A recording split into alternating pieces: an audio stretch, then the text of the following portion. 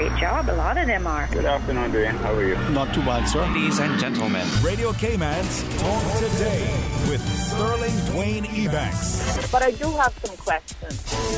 There are more questions than answers. Radio Cayman's Talk Today. If you're ready to talk, we're willing to listen. Well, I really enjoy this program today. Cayman Islands' foremost listeners participation program. May God bless every person.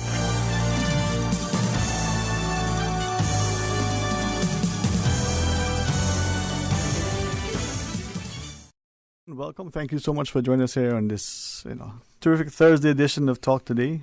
949-8037. Well, that's a number that you should know because tomorrow you can call it. Today, I want you to stay tuned and join us as we have an opportunity to invite, through the Cayman Heart Fund, a wonderful panel of physicians joining us for the 12th Annual International Symposium hosted by the Cayman Heart Fund. Please stay tuned for Talk Today. Radio Cayman's Talk Today, the Cayman Islands' foremost listeners participation program. We ask our listeners to avoid statements or comments which are abusive, derogatory, malicious, or defamatory. Do not use any indecent language or make any statement which is false or misleading. Email talktoday@candw.ky or call 1-800-534-8255. Courtesy of Flow, Cayman's #1 network that connects you to your world like never before. Let your voice be heard. Once again, here's your host, Sterling Dwayne Ebanks.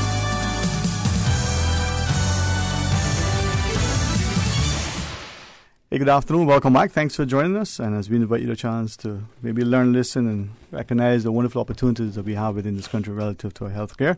Honored that the Cayman Heart Fund continues to champion heart health, but equally exposing our society to the wonderful physicians that are available regionally as well as locally. Dr. Bella Behara joins us, and thank you so much for helping us this afternoon. No, thank you for having us. You have us every year, and it's always a very challenging and entertaining conversation, and we're happy to be able to showcase the panel because they make great efforts to get here, as all of them have interesting travel stories that they had to go through to get here today. So we're very honored to have them, so any time we can get them is great. Well, I really, really appreciate the opportunity because I think it'll do two things. One, hopefully it'll cause our students to increasingly look at the sciences, but the medical profession as a career of choice. And then equally, our policymakers as well as our populace to see what is available, why we should value our health in general and make that our true measure of wealth. Dr. Bella, as we look at the assembled panel, I must say, man, this year, put a handsome group. I did a good job. I went online on the pictures, on the images first. Then I picked the doctor's name. Oh, I thought that's what you were doing. No, but if you would, as I look at some of the names that you share with us in the bios, could I be respectful and perhaps ask you, or should we ask the fine physicians to sort of share about themselves? Yeah, I think that would be great. Yeah, let's do that. All right, well, perhaps from Baptist Health, maybe you can ask Dr. Pena. Good afternoon to you. Welcome. Good afternoon. Great to be here. My name is Constantino Pena. They call me Tino, and I'm the medical director of vascular imaging at Miami Cardiac and Vascular Institute, Baptist Health South Florida in Miami, Florida.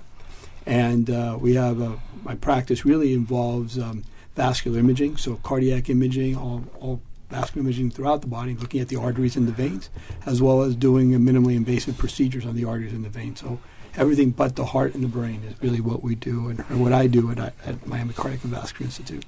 Yeah, you see, there's a joke, and they're going, see that? They see all patients except politicians. Exactly. I won't do that. No, that's not nice. It's not even Friday yet.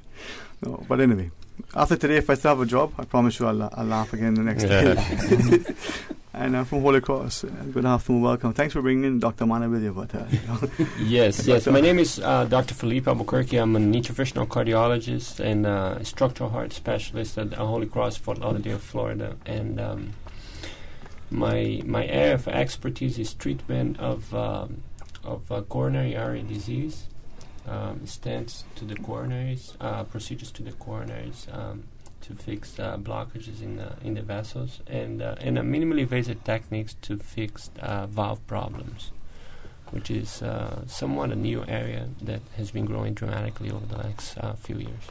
Yeah, at the outset, even before we get our remaining physician join us, we can see that those are things that not just maybe globally that other patients will require, but perhaps even a significant percentage of our populace having access to.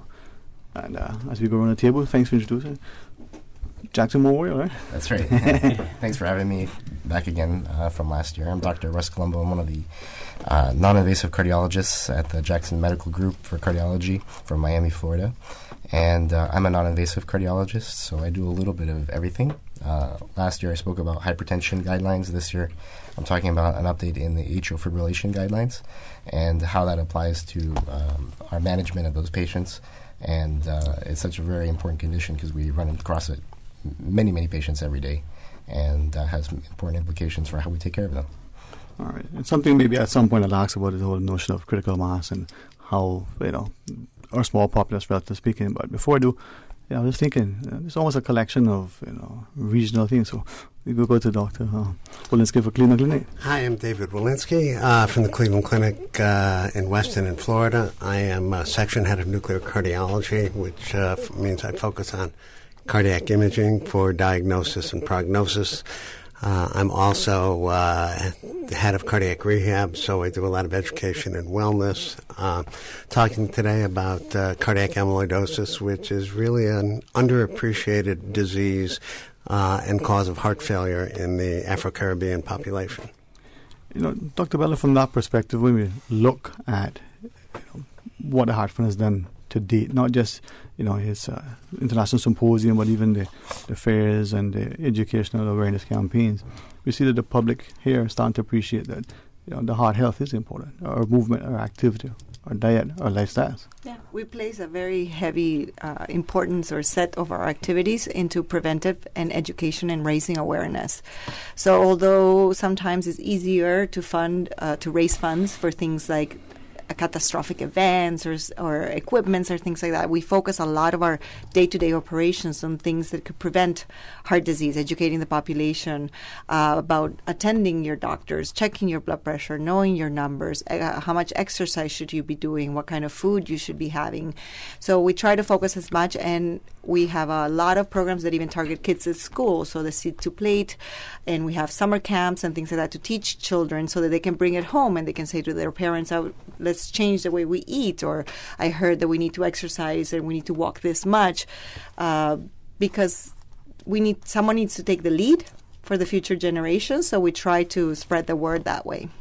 And as we get near our break, perhaps ask you to preview sort of not just the discussion we'll have today relative to the subjects that topics tonight the physicians going to be presenting, but so the public gets a perspective that this is not just for physicians speaking to their colleagues, it's the wider mass is appreciating our lifestyle. We're very lucky, particularly in the symposium, that our audience is comprised of a mixture. It is nursing students, nurses, medical students, doctors, physical therapists, pharmacists. So it's great that we are all in tune and know what's happening, because there's so much information out there that it's nice that people are up to date with certain topics. And all the topics this time some of them are old things that we're revisiting, and that's important always, but some of the things are completely novel. And then, like Dr. Walensky was saying, some of the things are things that have been around forever and the internist diseases, but that we don't think about them often enough, and we should. Well, when we come back from the break, I want to perhaps invite you to not only get your pen and paper, but stay tuned, because you don't recognize sometimes how our heart health sort of sneaks up on us, and all of a sudden there's an issue that could potentially have been avoided had we been cognizant, attentive, and perhaps making our regular visits, even initially to our GPs. Stay tuned for Talk Today. Miami is so much more than just a shopping destination, offering a variety of vacation experiences. And regular Miami airfares are now from just $182 CI round trip, including taxes, with Cayman Airways. Call 949-2311 or visit CaymanAirways.com. Excuse me, I noticed you from afar. Really? Me? Well, not you. The KFC sandwich you're eating? Oh, Zinger. Sorry, I'm not trying to be funny. No, it's called the Zinger Sandwich. Crunchy, juicy, 100% chicken breast, crisp lettuce, sweet mayo on a seeded bun with a little zing. KFC's chicken is not factory-breaded, frozen and refried like the Burger Boys. Customize your KFC Zinger and dip it in barbecue sauce. Wow, now I'm starting to notice you, too. KFC, it's finger-licking good. Keeping the Cayman Islands litter-free is everyone's responsibility. Join the Chamber of Commerce's Cayman Clean campaign to mark Earth Day on Saturday, 13th of April. Organize a cleanup team to pick up unsightly litter on land or in the sea. Sign up online at caymanchamber.ky to receive free cleanup supplies, a free Guy Harvey design t-shirt, and a free reusable bag while supplies last. The Chamber's Cayman Clean partners include Brick K, Butterfield Bank, Cayman First, Cayman National, Cayman Islands Insurance Association, CIBC First Caribbean, Department of Environmental Health, CTMH Doctors Hospital, CUC, Generali, Home Gas, Island Waste Carriers, Nighthead Annuity, KPMG, Rawlinson and Hunter, RBC Royal Bank, Rotary Central, Walkers, Water Authority, and Yellow. Sign up today at caymanchamber.ky. Make that change. Talk today. But I do have some questions. Talk today. Cayman Islands' foremost listeners' participation program. Talk today. Because there are more questions than answers. What the public is saying. Waiting to take your calls right now. Sterling Dwayne Ebanks.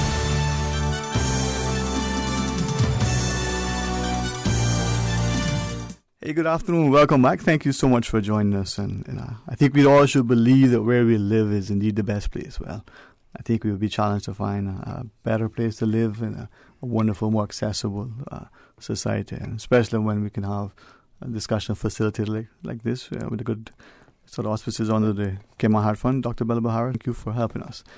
As we look at the International Symposium this evening that the Heart Fund is putting on, and you shared just before the break that the audience in attendance, medical people, but not just a physician, but the physiotherapist, not just the nurse, but the student.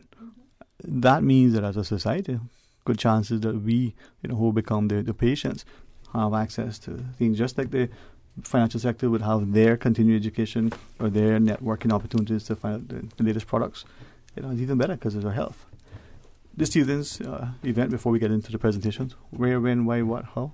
So it's at the Marriott. It starts at 5 p.m. with a short reception, and then at 5:30 we start the actual event, and then we'll have the 4 speakers. We are expecting a full house, so we've closed actually registration. We had to close registration a few days ago, but it should be a full house, and it should be great at the Marriott, which we always thank, and Jacques Scott we always thank because they're great supporters. You guys at Radio Cayman have been great supporters every year. Well, I think it's beneficial for the community because at times they let I think the physicians sort of unwind. Cayman is a safe, nurturing place, very, very accessible. With that, though, Dr. Pena, your presentation this evening. Great. So my presentation really was going to focus a little bit about predicting risk and how can we use imaging to predict risk and help our therapy with our treatments and therapies. And there are 2 topics that I wanted to speak about. One is looking at patients that may be at risk for cardiovascular disease, and when the physicians are trying to decide what they're, how to treat them with cholesterol medication, we call them statins, and the use of potential imaging to help the patients to make that determination if the patient needs to be on a statin or not. This is really used for patients that are in the borderline, but it's sometimes very helpful. And studies have also shown that in those patients that are in the border, this type of study may help in terms of making sure the patient continues with their therapy. It makes them more compliant with the treatment. Additionally, going to spend most of the time speaking about how imaging can help us treat patients with pulmonary embolism. Pulmonary embolism is a disease of blood clots, and we all know and fear of blood clots, and blood clots that can go to the lungs. And this is still one of the largest causes of death in the acute setting. And we'll talk a little bit about how we've used risk predictors from imaging and from the patient factors to help us decide which patients we need to treat more aggressively. That's really what we're going to speak a little bit about tonight. Well, as I ask you respectfully to share with us, let's start with statins, for instance. Patient is maybe because of a procedure, maybe because of preventative nature, the physician has put the patient on statins, for argument. Once on, always on? Is this something that you want for life? Yeah, the guidelines are changing, and this is why this topic was one that I want to speak about. And we have to talk about new guidelines as to, trying to reduce risk of cardiovascular disease. And this not only if we're looking at coronary disease, but we're looking at peripheral vascular disease. All real surrogates for for disease of the blood vessels. And what we see is that we want to lower patients' cholesterol level as much as possible. We're also looking at the anti-inflammatory effects of the statin medications, and really trying to determine which of the patients should be on it. And a lot of times we don't need any imaging, or just you can do that from blood tests. But every now and then we see that their patients are on the borderline, and this is where we see an imaging test that may help us make that determination. All right, and when you were talking about risk assessment, now we can see perhaps in finance or in other aspects, we can do threat assessments, risk assessments to determine.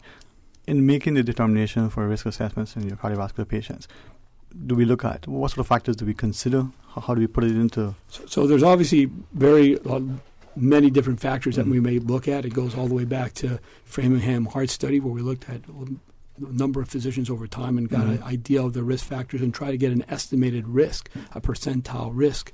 Really, what we're going to be looking at is the patients that are in the borderline, where really it could be a call whether that patient may need statins or not, and then looking at the calcium in their coronary arteries through a test to see if maybe those are the patients that we should be treating.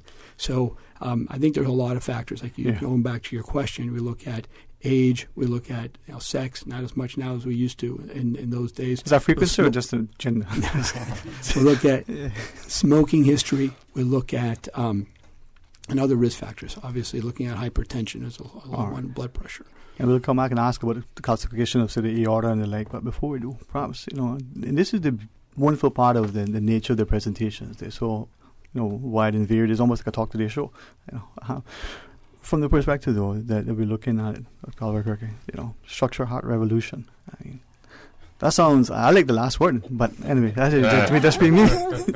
Tell us about it, please. Yeah, so we are very honored to be here talking a little bit about what we call the structural heart revolution, which are the new advances and the new therapies to fix other problems in the heart that has been switching over the last few years from initially a couple of decades ago, 2 or 3 decades ago, most of the problems related to the heart were treated with surgeries. Okay, and nowadays with the advancements in technology and with new therapies, we've been very successful with the minimally invasive techniques, especially to fix problems in the valves of the heart. So we'll discuss the recent advances in the field. We'll talk about the recent literature, and we'll explain to the Cayman population what are the options when they are not good surgical candidates to treat some of the valve problems. Wow. And then would these be things when people talk about, well, you've had that since birth sometimes, or would those defects, could they develop over time? Yeah, so some of the depends what the problem is, but some of the conditions that patient may have developed congenitally since birth, there are options now to treat it without needing to have an open heart surgery. So via catheters, via small tubes inside of the vessel, there are possibilities to fix some of those problems too. All right. And if it's okay, maybe later on we could make a note about stents and the like, and the selection of stents. We've seen the different materials that are being utilized equally. Once you put a stent in, is it there forever? Is it possible to remove it? We've seen some studies relative to stents that dissolve or over time. What's the efficacy of those, and maybe those are things we might ask if Dr. Vela gives us permission, right? Now, AFib, we hear it often to the point where sometimes we even think as non-physicians that we know what we're talking about. I won't mention that in that vein. Yeah. But is it as commonplace as it seems to be? It is very common. It affects millions of people in the world, and it's one of the most common arrhythmias that we as cardiologists run across. And there's a lot of misconception about what atrial fibrillation is, especially among patients that I see. And it usually involves like a 30-minute discussion about all the things associated with it. But simply, atrial fibrillation is an irregular heart rhythm that can occur in different types of patients, people that have high blood pressure, people that have valvular heart disease, people that have heart failure. There's a list that's very long that people can develop this arrhythmia. And the problem with this arrhythmia is One, it can make your heart go very fast or very slow. You can feel your palpitations from that sometimes, and many times you don't feel anything at all. And it's the doctor who tells you that you have this arrhythmia, which is the scary part, because the next problem is this arrhythmia, this irregular heart rhythm, has a higher risk of developing clots inside of the heart. And those clots have been shown to be highly associated with stroke. And as we know, stroke is the second leading cause of death in the world, and that followed by ischemic, prior to ischemic heart disease or coronary disease. And gaining a higher understanding of what atrial fibrillation is, the fact that you may feel symptoms or not, and having proper screening or at least doctor visits to look at whether you have this arrhythmia or not is important, because the risk of stroke associated with it can be very damaging, and being put on the correct blood thinners or medications can be very helpful. Now, with that perspective, just generally speaking, sometimes you hear people say, well, they've gone to the doctor and the physician has said, oh, you have palpitations, or the person may even have said, oh, I'm just sitting here and it's beating fast, or I'll take a quick walk up the stairs, and they notice a difference in, maybe they're a bit breathless and the like. With respect, should the patient as well as the physician not be as dismissive of it, or if it's looked at and assessed, it's really commonplace? So the symptom of palpitations can be quite large of things that it is, and most often the times it's probably not going to be atrial fibrillation. Many times it's just you feeling your heart going a little faster, maybe because you're not used to walking up a couple flights of stairs or running that little marathon that you thought you could do. You mean from here to the kitchen?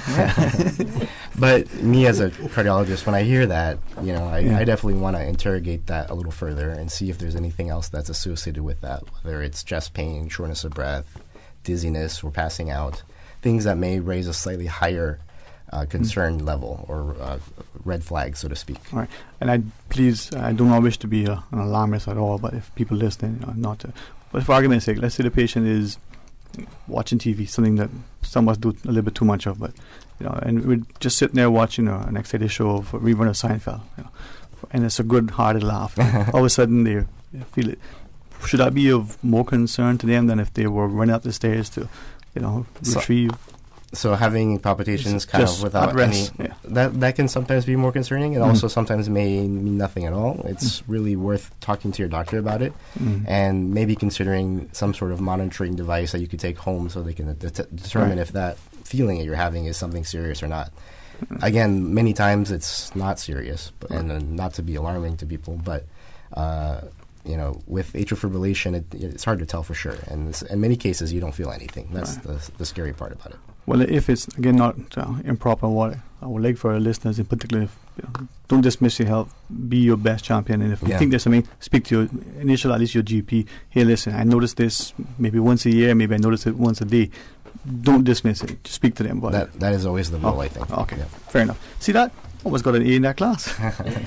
Now, as we go through, we ask more. Perhaps, though, from the perspective that you were sharing earlier, Dr. Walensky, we see within, I don't know, whether genders and ethnicities and different things, different societies, certain things that are perhaps more prevalent.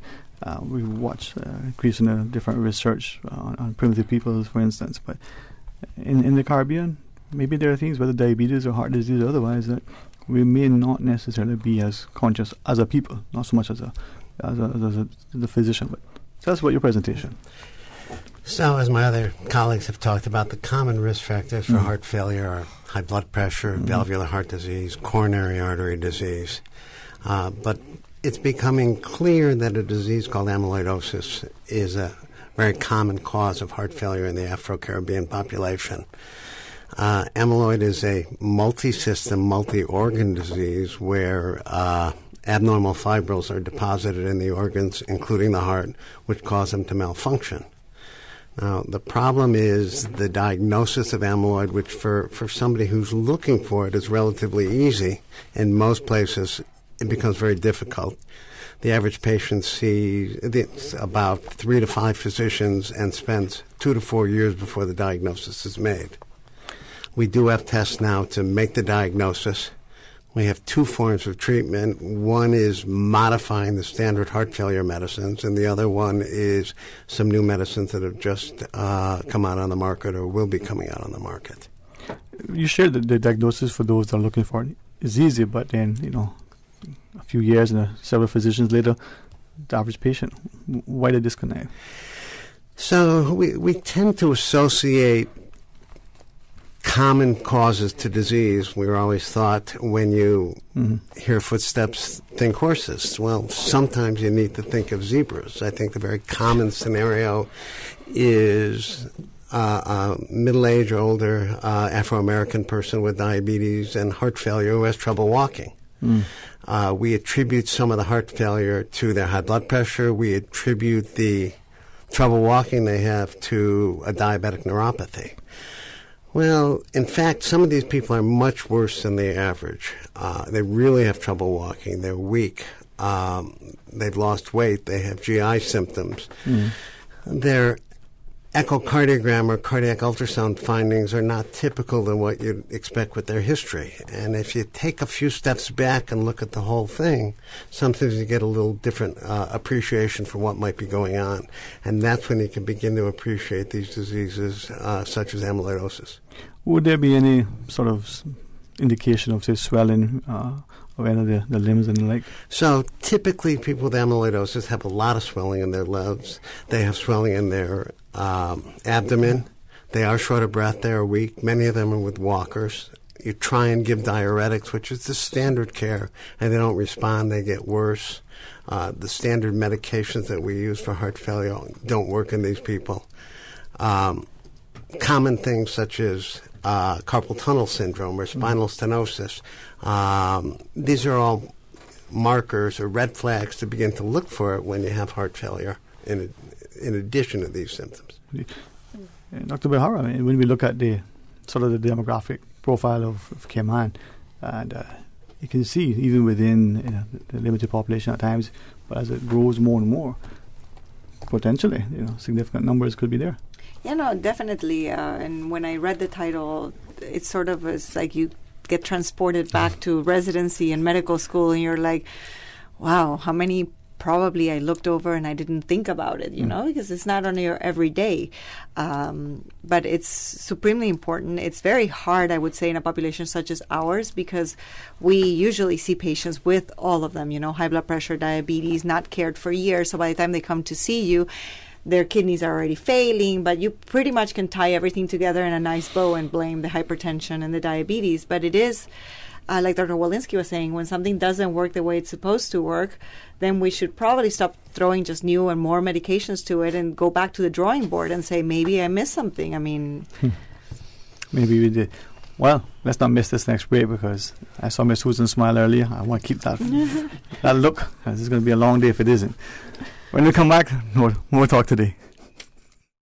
Have you ever dreamed about seeing snow or enjoying a family vacation in the majestic Rocky Mountains? Now you can with nonstop flights from Grand Cayman to Denver aboard Cayman Airways. Denver airfares are now on sale from just $380 CI round trip, including taxes and fees. Book by March 18th. Enjoy Wild Wild West and gold mining tours. Catch a sporting game or festival. Discover Denver's unique railroad history and more. Call Cayman Airways reservations on 949-2311 or visit CaymanAirways.com.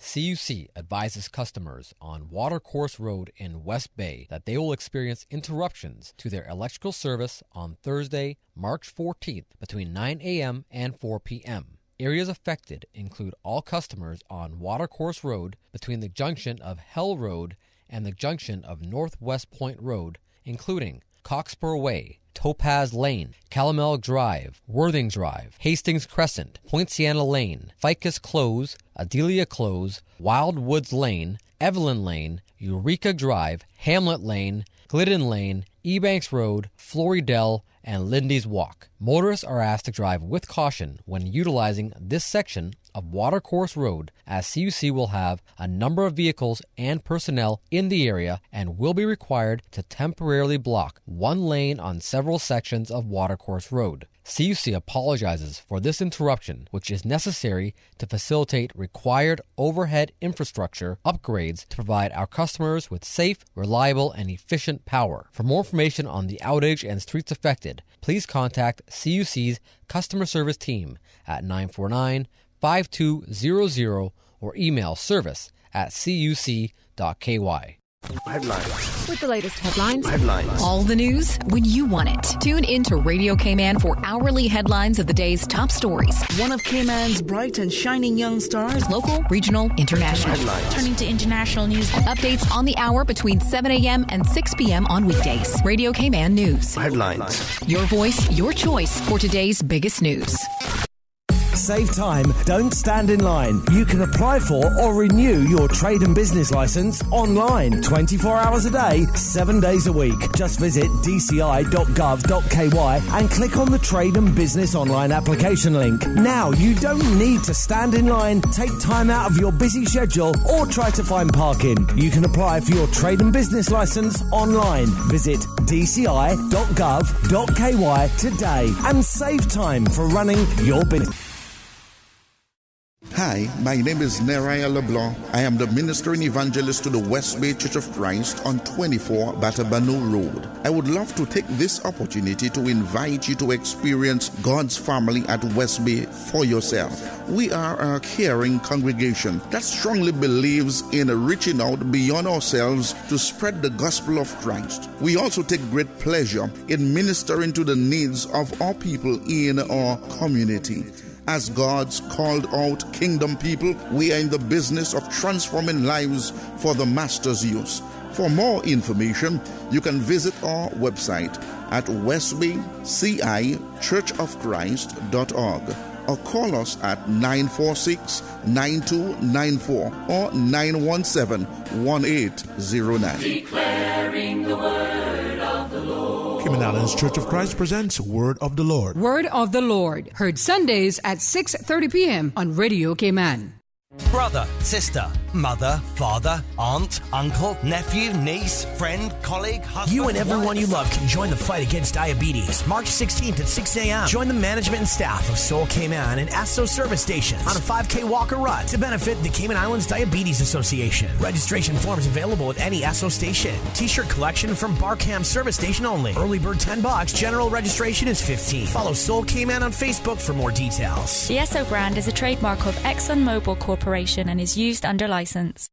Hello, I'm Joseph Woods, the Acting Port Director. Our port facility is the hub of the Cayman Islands commerce and economic activity, handling $658 million in imported goods annually. From groceries to construction materials, all sectors of our economy depend on the port. But it is now 40 years old. Its infrastructure is degrading and we feel the strain from insufficient space for both cargo and cruise operations. The time is now. A new expanded port facility is needed to allow both cargo and cruise to operate efficiently and to support our island's continued growth and development. Support the port, support our tourism, support Cayman's continued growth and development. If you would like to have clear and healthy skin, then ask the pharmacist at Healthcare Pharmacy in Grand Harbor about Proactive and X-Out skincare products. Get your best blemish-free skin ever with dermatologist-developed Proactive. X-Out is a revolutionary doctor-developed acne treatment designed just for teens. This one-step face cleanser works 3 ways to clear up acne. Ask the pharmacist at Healthcare Pharmacy in Grand Harbor for advice on Proactive and X-Out. Get the skin you've always wanted. Healthcare Pharmacy, Grand Harbor. Talk today. But I do have some questions. Talk today. Cayman Islands' foremost listeners' participation program. Talk today. Because there are more questions than answers. What the public is saying. Waiting to take your calls right now. Sterling Dwayne Ebanks.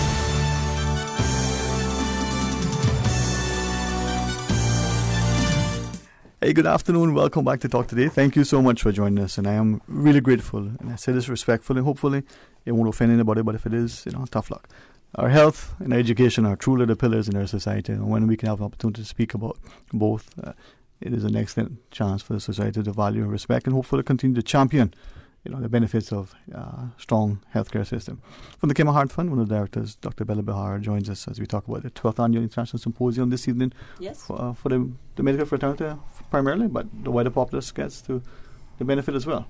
Yes, we have very varied audience and speakers this year, so we're very happy.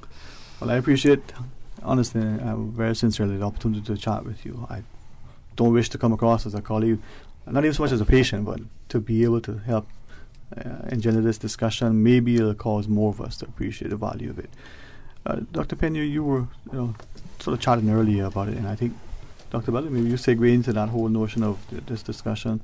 When we're looking at coronary artery disease, we're looking at people who are going through and there may be calcification. Is it the aorta that we should be more concerned with, or it doesn't matter? Yeah, what we're looking at is really looking at patients that have no symptoms. So again, trying to predict risk. Mm-hmm. And there's a test where you have a CT scan, which is a very limited CT scan, so it does involve radiation, but very limited radiation. And it looks at the chest, at the heart area, and it looks to see if there's calcium in the coronary arteries, so the arteries that supply the muscle of the heart. And what's been found in this test is that the amount of calcium may be predictive as to your cardiac risk. And what we really see is two things. One is that if you don't have any calcium, the risk of having a cardiovascular event is much lower in the next 4 to 5 years. And what we also see is that patients that undergo this test are much more compliant with their doctor's recommendations in terms of their treatments, both of which have affected the way the outcome of these patients. When we look at tests and there's going to be ordered, should we do a CT, MRI, ECG? I mean, is it? I know imaging you're looking at, but what wouldn't be better than the others? I think it's really important because I think this test is very controversial because people see it as panacea, an answer to all the questions, and it isn't. Mm-hmm. It's really a test to look at risk in a certain percentage of patients. And I think, to me, the biggest benefit is that it almost empowers the patient.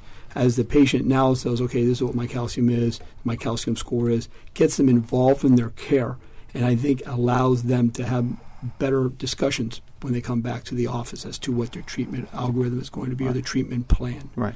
The two things in respect for one would be on insurance and the one would be just initially. The patient may go to the physician for annual medical, and they'll get a blood test, they get a series of tests that measure, they may be looking at their blood sugar and the like. This sort of test is separate and distinct from that. Correct. So this is it's a screening test, mm-hmm, which again is a test that's not necessarily approved. It's not approved in most insurances, and that's why I think it's important to really have this test done on when it's recommended, when you're in that percentage of patients where it's going to be helpful. And I think that's why it's important that it's done really under the supervision of a physician, mm-hmm, of your physician, deciding, I think this is the right test for you. Prevention, possibly better than cure in that sense, Dr. B. Yeah, no, to comment on that, it is a struggle in terms of the insurances because their guidelines to approve the coverage of this test would be exactly the opposite of the probable patients we send for the test. Are the very obvious ones that I wouldn't be sending for a calcium score because they would be on cholesterol medication without a doubt. Yeah. And that's what they want to see. They want to see all these red flags to approve a test that's not meant for the red flags. It's meant for that 60-year-old lady who falls in a place where, you don't want to put people on medications unless you have to and they're getting benefit from it. But at the same time, you don't want to miss that one person who needs the medication, even if they're not pure red flags that you're doing something impactful. And I think that's really the point.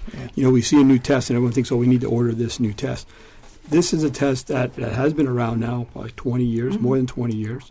I think we have an incredible amount of data and information and studies have been done, but it really is focused on patients that really have no signs of vascular disease.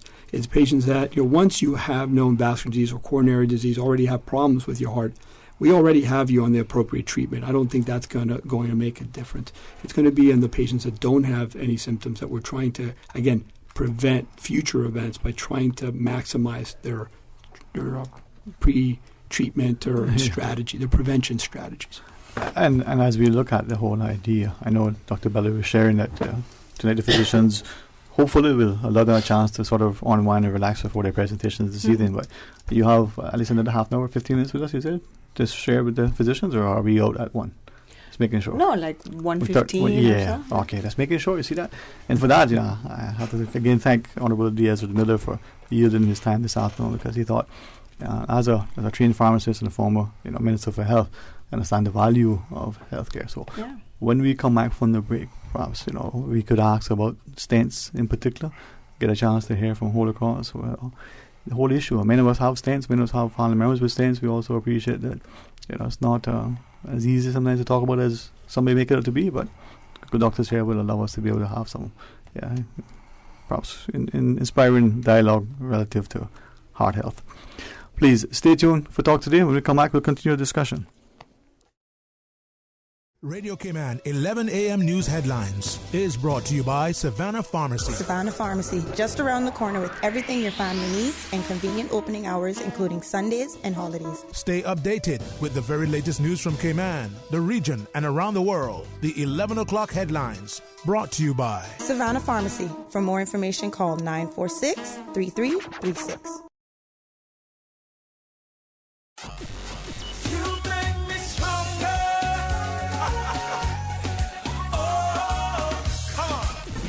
Radio Cayman, and this is how we wake you up. Sing praises unto God, sing praises. Come on, sing praises unto God, sing praises. Hallelujah. Lord, I thank you for sunshine, thank you for rain, thank you for joy, thank you for pain. It's a beautiful day. Praise time on Radio Cayman. Praising you down, praise the healer, praise the healer, jumping. Are you ready? Here we go. Set. I feel like running, skip it, run it. Feel like skip it. Praise time. Give me Jesus in the morning. I will. So send me, Lord. I will go. Born again. Thank God I'm born again. Weekday mornings from 6 until 6:30. From district to district, moving through the waters to Cayman Brac and Little Cayman. Your station, your voice. All things Cayman. One radio, many people. This is home. Radio Cayman in the Cayman Islands. Radio Cayman. Radio Cayman's newsroom. These are the biggest stories right now. Hazard Management Cayman Islands is taking part in the regional tsunami exercise Carib Wave today, involving an 8.47 magnitude earthquake off the coast of Panama, which subsequently generates a tsunami. In previous years, HMCI has used the Carib Wave exercises to test notification procedures, and Hazard Management Cayman Islands Director Daniel Coleman said this year they wanted to take a different approach, critically examining the response and coordination process between first response agencies. Good afternoon, I'm Dion Anglin with your headlines and news elsewhere. Kenyan MPs have asked how a 10-kilometer wire fence built along the country's border with Somalia cost $35 million. The government had originally promised to build a complex wall to run about 435 miles along the border, but the wall, which was meant to stop Al-Shabaab militants from crossing into Kenya, has ended up being a wire fence that is only 10 kilometers long. Kenya's parliament has now suspended construction and is demanding an investigation into the project. The reputed head of New York's Gambino crime family, Frank Cali, has been killed outside his home. 53-year-old Cali was shot several times in the Tot Hill district of Staten Island on Wednesday evening and died later in hospital. New York media say it's the first targeted killing of a mob boss in the city since 1985. And for the first time, Coca-Cola has revealed it used 3 million tons of plastic packaging in 1 year. It's part of a report by the Ellen MacArthur Foundation, which is pushing for companies and governments to do more to tackle plastic pollution. In total, 150 companies are pledging to reduce their plastic usage as part of the campaign. That's a wrap of your headlines. I'm Dion Anglin. Radio Cayman, the voice of the Cayman Islands. What's happening in your community? News and information, music and more. You can find us. www.radiocayman.gov.ky. Like us on Facebook and follow us on Twitter. Radio Cayman is your choice, your voice for today's biggest news. Radio Cayman.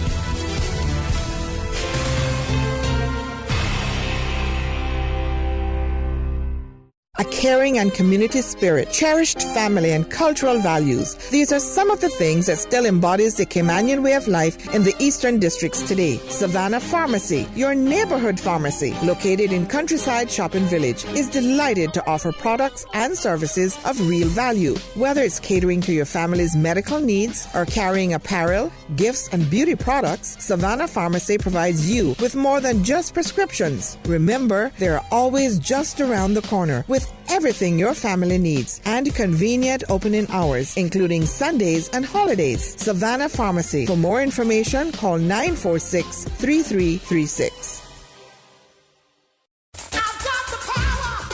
Advance Automotive introduces the strongest, most advanced Silverado ever. Built on the legacy of the most dependable full-size pickups on the road, the Silverado offers enhanced aerodynamics and a more muscular presence. Life's more fun with a truck. Get the perfect balance between work and play with the Colorado. Sand, asphalt, or mud. You can't go wrong with the most capable off-road truck in its class. Visit the Advance Automotive showroom on Owen Roberts Drive or AdvanceChevrolet.com. Don't just drive the road, live it.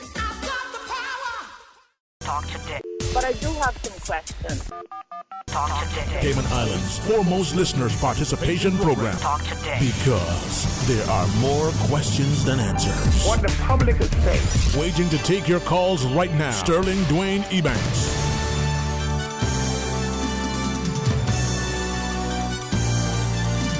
Hey, good afternoon. Welcome back. Thanks for joining us as we get a chance to continue to invest with and partner alongside the Cayman Heart Fund, their 12th Annual International Symposium. Dr. Bella Bahara, I must share that as a community, I believe we're becoming, even though I'm probably one of the most critical advocates publicly sometimes of, healthcare and education, it's only to raise the bar. So I thank you all for continued investment in your education, having these symposiums that you network and allowing the, sort of the wider franchise to benefit the populace. So not an easy task sometimes to herald all these people in Corralo, but thank you for doing it.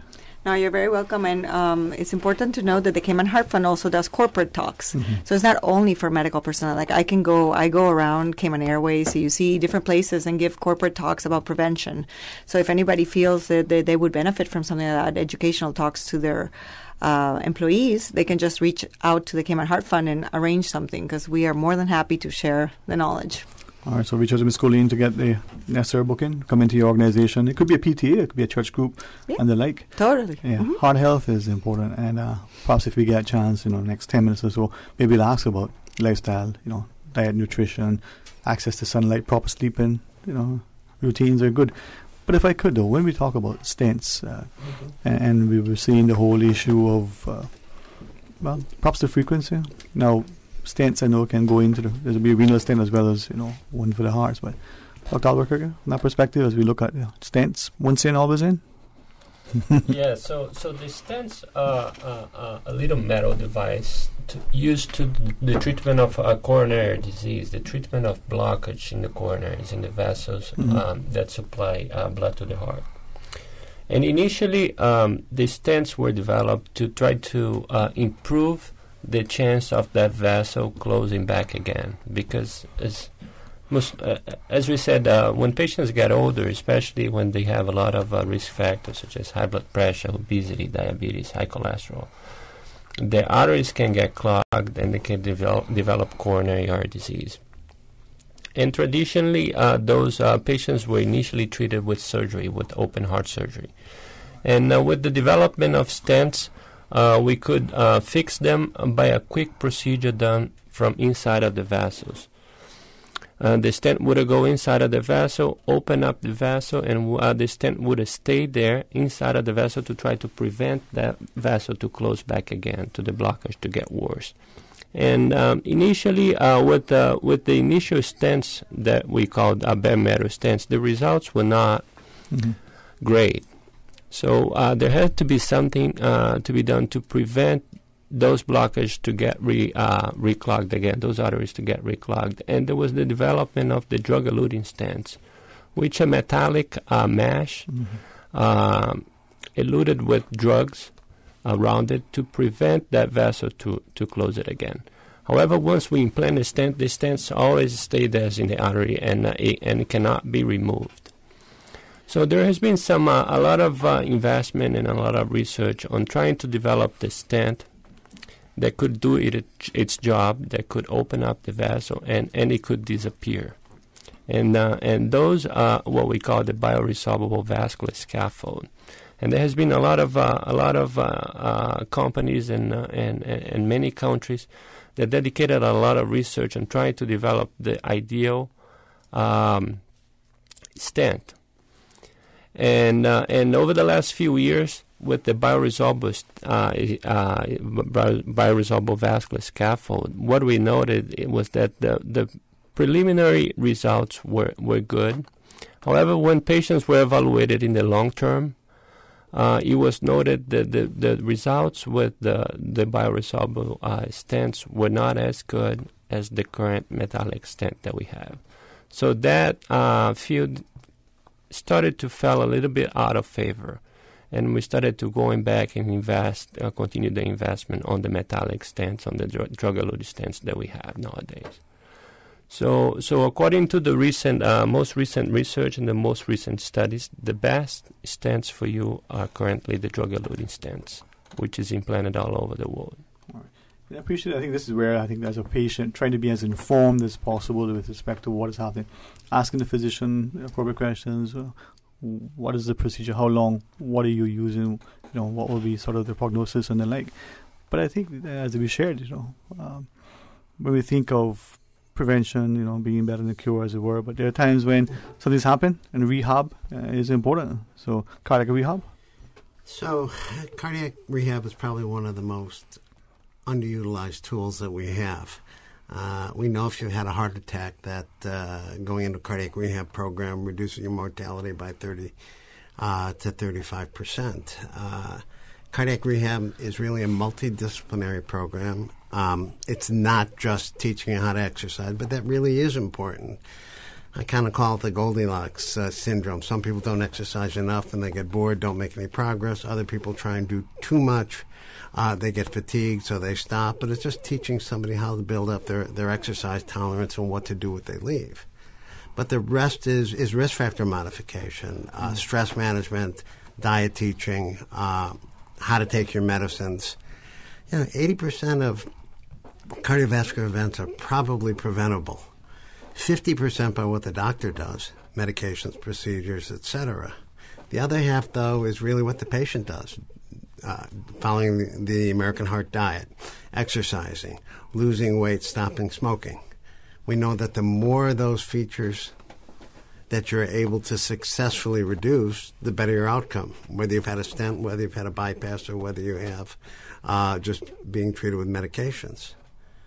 Cardiac rehab works for patients with congestive heart failure. It's approved for people with heart failure who have a weakened heart muscle, and it's approved for patients who have peripheral artery disease, who have circulation problems in their legs.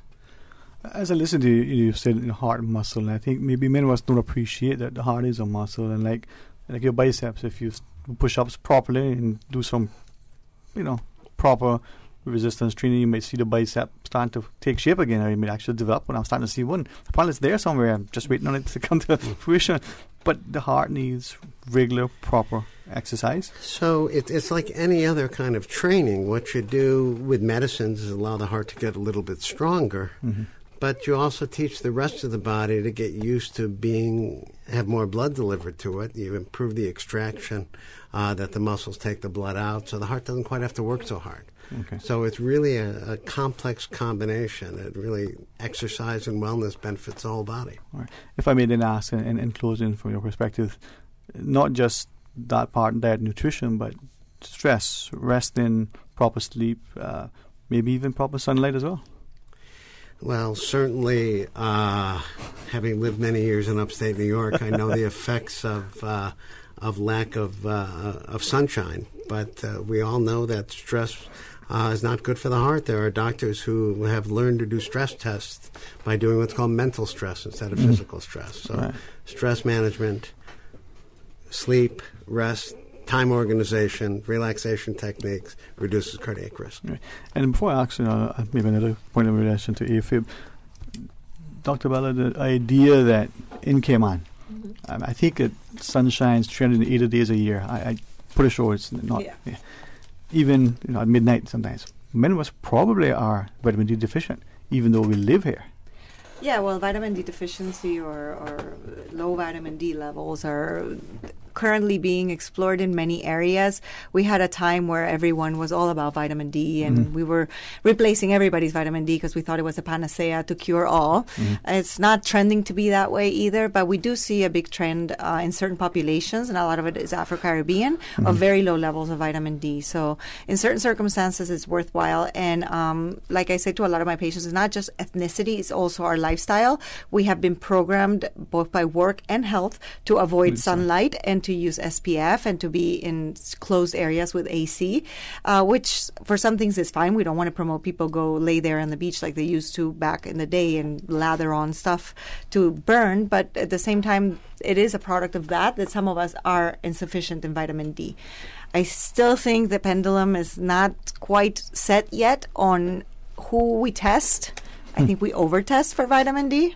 Right. Because it's easy to do, but it certainly does hold its place in certain circumstances. I appreciate it. And this is where I think that whole sort of approach to everything, AFib, I'm not leaving you last for any reason, but when we think about it, it is in our society increasingly a discourse has been had amongst patients as well as amongst policymakers. Your closing thoughts on that? One of the most important things about AFib is to identify those patients who have AFib and are at even a higher risk of developing stroke or throat clots. Having AFib in itself does put you at a slightly higher risk of having stroke and clots, but having multiple risk factors, as you guys have talked about, heart failure, hypertension, diabetes, having a previous stroke, all put you at more elevated risk. And having that conversation with a doctor that you trust and can explain things well to you, discussing the risks and benefits of having a blood thinner medication to try to prevent that.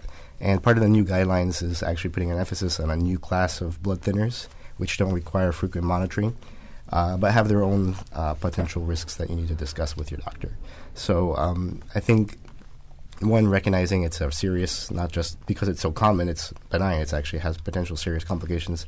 And two, having that communication with your doctor so they can tailor the treatment to what is the discussion, the benefits and risks of the treatment, so that you feel best protected from the complications of AFib and also sometimes the side effects of the medications. All right, thanks.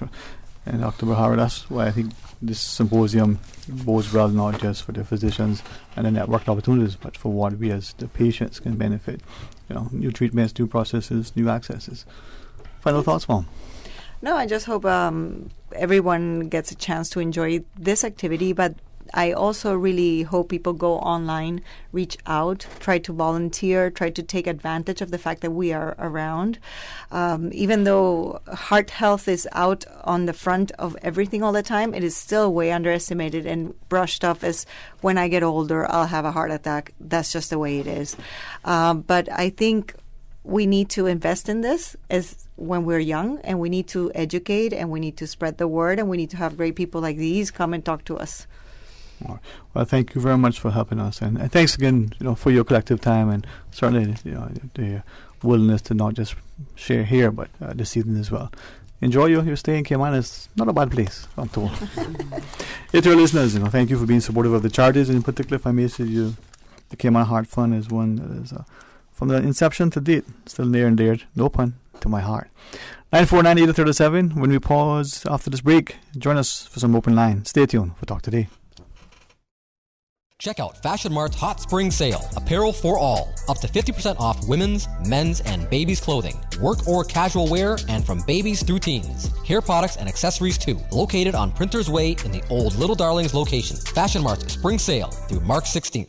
Hello, I am Noel March, a small business owner in Georgetown for over 20 years. Small businesses depend on government to develop a quality infrastructure and environment that encourages entrepreneurs to create and grow local businesses, resulting in the creation of jobs and prosperity for Caymanians. Small businesses help drive our economy. Just as we have supported building the new airport, we must support the building of the new cargo and cruise port. It will give our tourism industry the opportunity to grow and Caymanian entrepreneurs the chance to shine. Support the port. Support our tourism. Miami is so much more than just a shopping destination, offering a variety of vacation experiences. And regular Miami airfares are now from just $182 CI round trip, including taxes, with Cayman Airways. Call 949-2311 or visit CaymanAirways.com. Did you know that the Department of Environmental Health operates a recycling program in the Cayman Islands? Recyclables such as number 1 and 2 plastics, tin and aluminum cans, cardboard, as well as glass and ceramic items are recycled on Grand Cayman by the DEH. Take these items to the recycling depots located at all Foster supermarkets, Kirk Market, and Hurley's Grand Harbor. Remember, keep the Cayman Islands clean, reduce, reuse, and recycle. For more information about recycling, please visit DEH website at www.deh.gov.ky. Country classics. One night of love don't make up for 6 nights alone. No one could steer me right, but Mama tried. Mama tried. You're cheating hard. You load 16 tons. What do you get? Another day older and deeper in debt. I'm a honky-tonk man. Country classics. She's a good-hearted woman in love with a good time tonight. On a Sunday morning sidewalk. If you enjoy classic country music, come hang out with Radio Cayman this Saturday, 3:30 to 6 p.m. I'm so lonesome I could cry. I'd love to wake up in your arms tomorrow, but I'm so afraid of losing you again. This Saturday afternoon, following American Country Countdown, 3:30 to 6 on Radio Cayman. Country classics.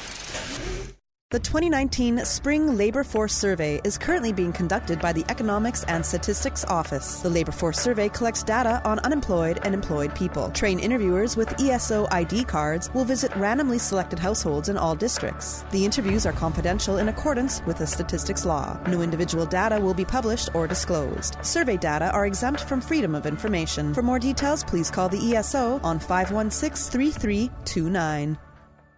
See what I'm saying? We're back. I know you all were pining for the show because every time I go out, I keep hearing, when you going to do next show? When you do next show? I like that show, you know? I like that show. So join us for the next. See what I'm saying? I don't know when it is. It's 12:15 to 2:30. You don't want to miss this unique, informative audience participation, light-hearted show with lots and lots of Cayman jokes, culture, and guests. As we talk about things we say and do, it happening every third Friday on Talk Today. See what I'm saying is a special feature of Talk Today with contributions from the National Museum, a language, history, and culture show on Radio Cayman 89.9 and 93.9 FM. Proudly sponsored by Cayman National Bank, proudly serving the Cayman Islands since 1974.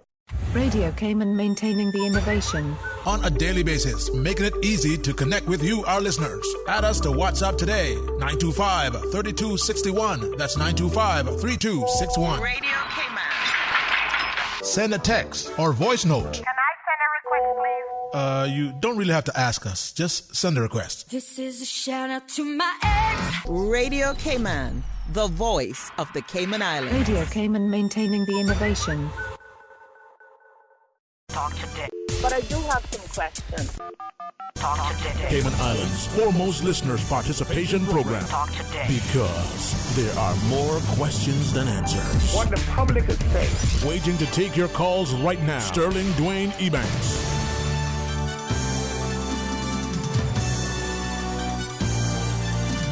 Hey, good afternoon. Welcome back to Talk Today.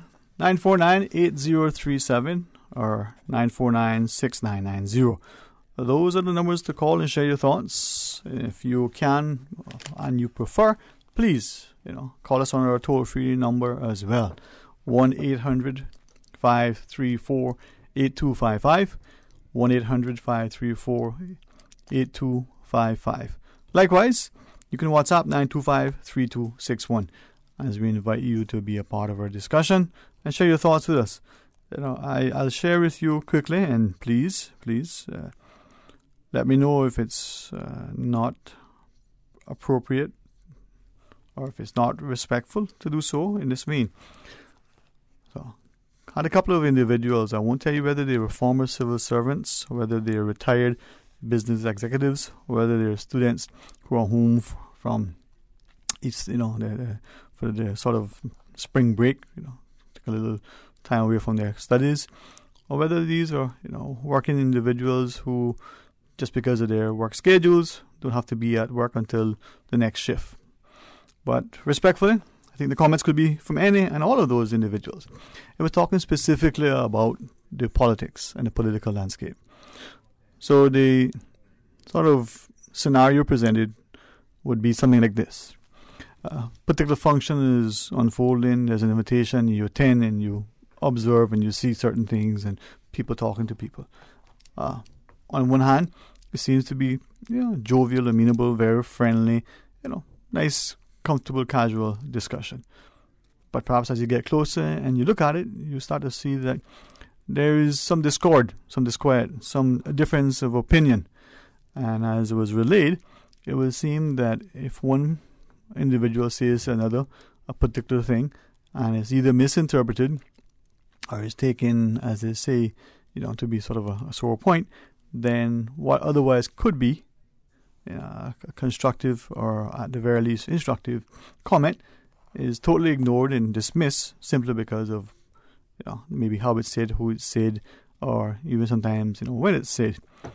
Now, what was shared is that as we look at the Cayman landscape, there were a few things that were shared with us this morning that I'll ask of you, and it has a lot to do with the whole notion of the potential expenditures that the governments, not just this one, but future governments will either have to undertake or to service the development of the dump, the new landfill, as you would call it, what we're going to do with our infrastructure, the airport, as well as the dock, the pier.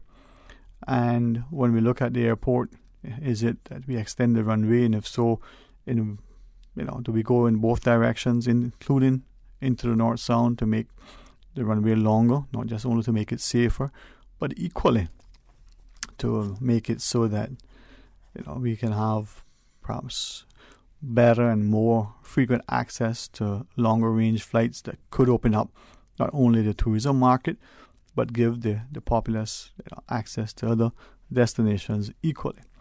And then from that, with the airport, do we look at, as the fellow shared, or one of them in particular, well, what's the life expectancy relative to the investment? Will the final cost be closer to 100 million, as some have been speculating for a while, despite the recent numbers as at sometime in the third quarter last year? For those who look at it and say, well, would we be better served with a new development? What do we do with the existing facility? Now, as can be perhaps gleaned, it was that in this discussion, it was relayed that this was shared with, it wasn't disclosed to whom, and inference would have been some sort of political, motivated, driven individual. But what, as I gathered, was intended to have been a comment to a friendly, familiar face with no malice, seemingly was not received as such. To that, the father shared that perhaps sometimes, what is it they say? When you throw a rock in a pig pen, the one that squeals is the one that got hit. He was questioning, are we becoming so contentious that even amongst our friends sometimes we're not able to say things that are respectful or that are received in a way that was intended, not to be demeaning or hurtful? Or are we even conscious that at times, just because, what do the young people tell you? You say no offense, that it doesn't mean that it's not offensive. Are we more conscious of being politically correct and so say things that have little or no, import? Or are we so oblivious to the potential, negative way that something can be received that we don't spend sufficient time to ensure that we share the comment in a way that is, as respectful as possible? Now, perhaps to that we could add, do we dismiss the message because of the messenger? Well, 949-8037, 1-800-534-8255. Then the other thing, whether you look at the airport or the port or you look at the dump or the dock, the question was asked, and I was trying to think how to pose it, because the way it was shared, I do not believe it was one that I could relate as is.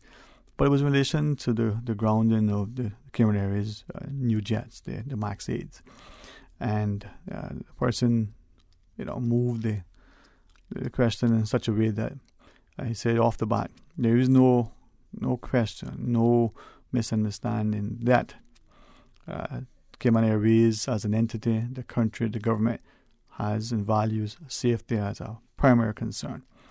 But what was asked is, when the decision by whomever, whenever, to acquire new aircraft, why was this one selected? Was it a case that when we're looking at it now and we're seeing that not just locally but globally, that it may not necessarily have been a choice that perhaps proves to be the best at this stage? What information, if any, was available?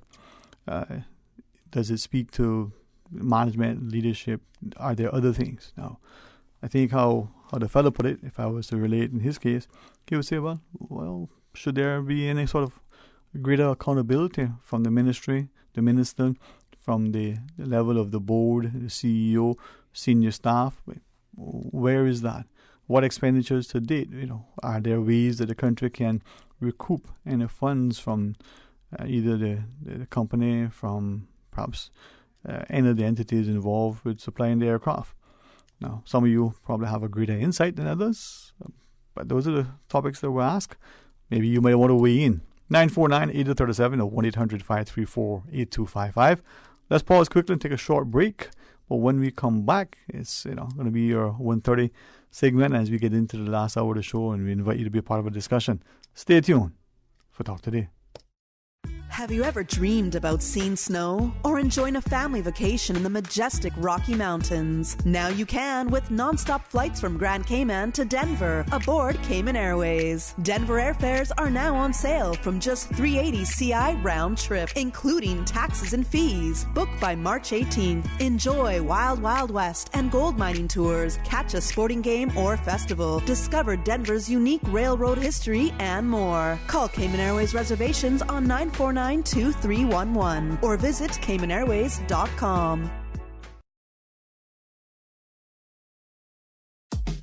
From happy beginnings to happy ever after, Brit K protects your lifestyle with the best insurance cover at the best possible price. Health insurance with far-reaching benefits. 95% of claims settled in 5 days. Low-cost life insurance. And investments. Security in retirement. With a custodian pension plan. For happy beginnings and a happy ever after, visit BritK.ky or call 949-8699. Brit K, where people come first. Check out Fashion Mart's Hot Spring Sale. Apparel for all. Up to 50% off women's, men's, and babies' clothing. Work or casual wear, and from babies through teens. Hair products and accessories too. Located on Printer's Way in the old Little Darlings location. Fashion Mart's Spring Sale through March 16th. This Easter weekend, the Cayman Islands will welcome the rest of the Caribbean, and you do not want to miss it. Carifta 2019 takes place at the Truman Bodden Sports Complex from April 20th to 22nd. Watch the region's most talented track and field athletes compete and come cheer on your Cayman athletes. Get ready to raise your flags at the Caribbean's biggest athletic event this Easter weekend. It's Carifta 2019. Tickets start as low as $10. On sale now at CaymanCarifta2019.ky. See you at the games. Carifta 2019, brought to you in partnership with the Cayman Islands Government and CUC. Sponsored by the Cayman Islands Athletic Association, DART, Maples Group, Pinnacle Media, and Radio Cayman. It's all about unity. Talk today. But I do have some questions. Talk today. Cayman Islands' foremost listeners' participation program. Talk today. Because there are more questions than answers. What the public is saying. Waiting to take your calls right now. Sterling Dwayne Ebanks.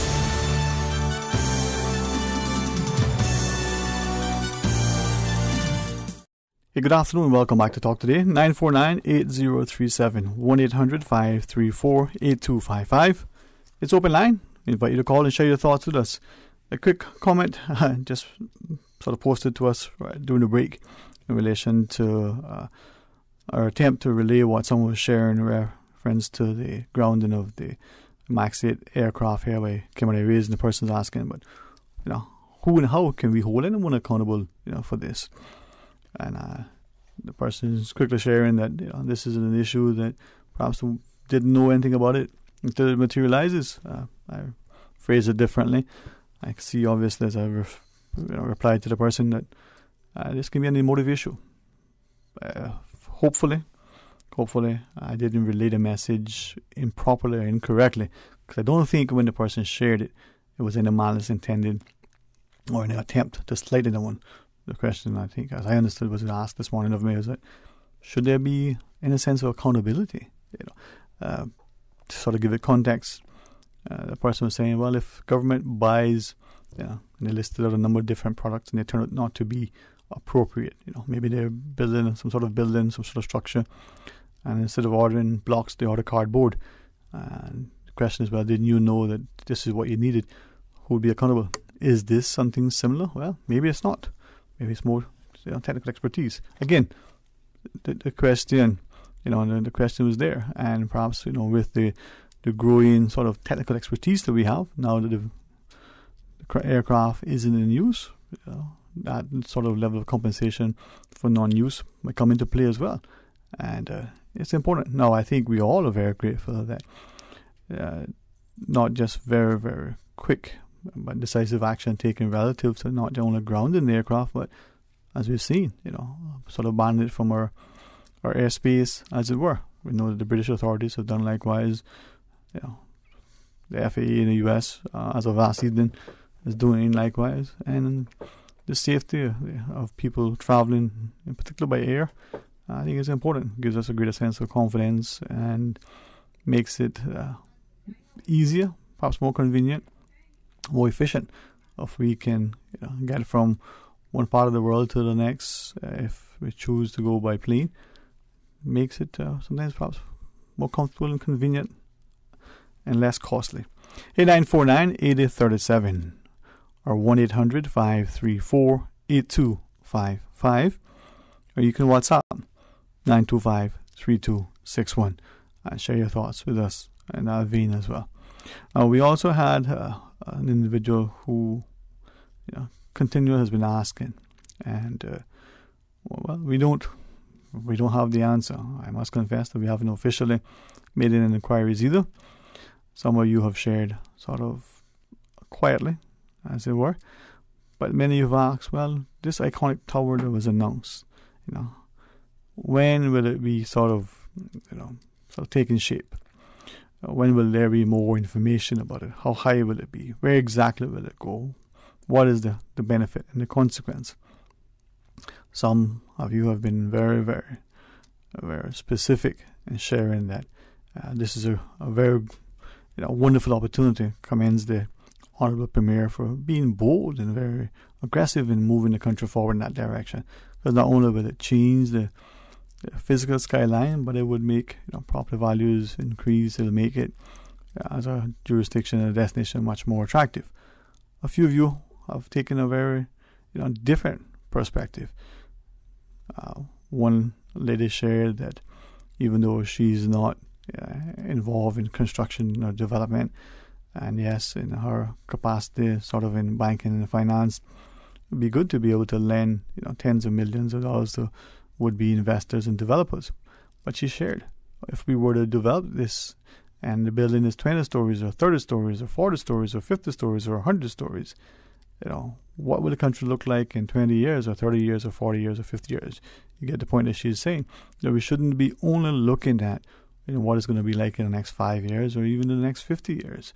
And if the notion, as she has seen recently, that because structure is 40 years old or 30 years old, that is aging. We've seen it with the condos a few years ago. We see it now with the perspective that the public's talking about, that these aging properties, they need to sort of come down and be replaced with the new, out with the old and in with the new. She shares that even with the port, as we look at the sort of the promotion to and justification for redeveloping the port. We're talking about it being 40 years old. And in her words, she's asking the question, is this similarly how we're seeing the elderly in our community? That because they're old, whatever that age is, 50, 60, 70, 80, 90, we believe they no longer have value and must be replaced. And she thinks if that's how we look at our buildings and our infrastructure, not to maintain and to improve, but to replace, throughout the bid, and everything with it, what they say, the baby with the bathwater, is that she's asked the question, how we look at our society. Now, she did share that perhaps whether it's a conscious thing or not, but she believes, and I'll ask you this because she shared the question, there were those who used to talk about the throwaway society sometime, and we wrote off a particular segment, a particular generation. We didn't, she, suggests deploy enough resources to, counter some of the challenges that our youth were facing at the time. The level of truancy, the lack of interest in education, the seemingly desire for some of the youth to get involved with, errant behavior and the like, the level of incarceration amongst the youth.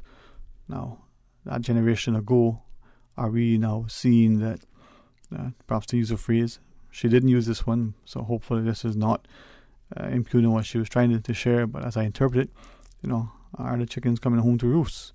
And as I listened to her, you could see that as she was analysing and contemplating some of the context, whether it's the infrastructure or whether it's the, developments of our properties or whether it's the elderly and the people, perhaps we have the same mindset and perspective that after a certain time we don't expect any more life expectancy of it, so we discard it and replace it anew. Perhaps that's not the intent, but are we, as she shared, cognizant that could be what we're conveying to others? And if so, would our young people in particular see that and then conclude that, their value and worth, their level of hope and expectation for the future is that much less? And then as our elderly that are experiencing life and some of the challenges now, accessibility to certain places and things, they're limited or sort of slowed mobility, their sense of access and participation. Maybe we're making it less enjoyable in this, as we call it, the golden years. Your thoughts, 949-8037 or 1-800-534-8255. Now, I've been waiting for someone to share something or to resend. Now, as I said to the individual, I did not get it, so I do not know if it was missent or has somewhere found its way elsewhere and lost somewhere, as they say in La La Land out there in cyberspace.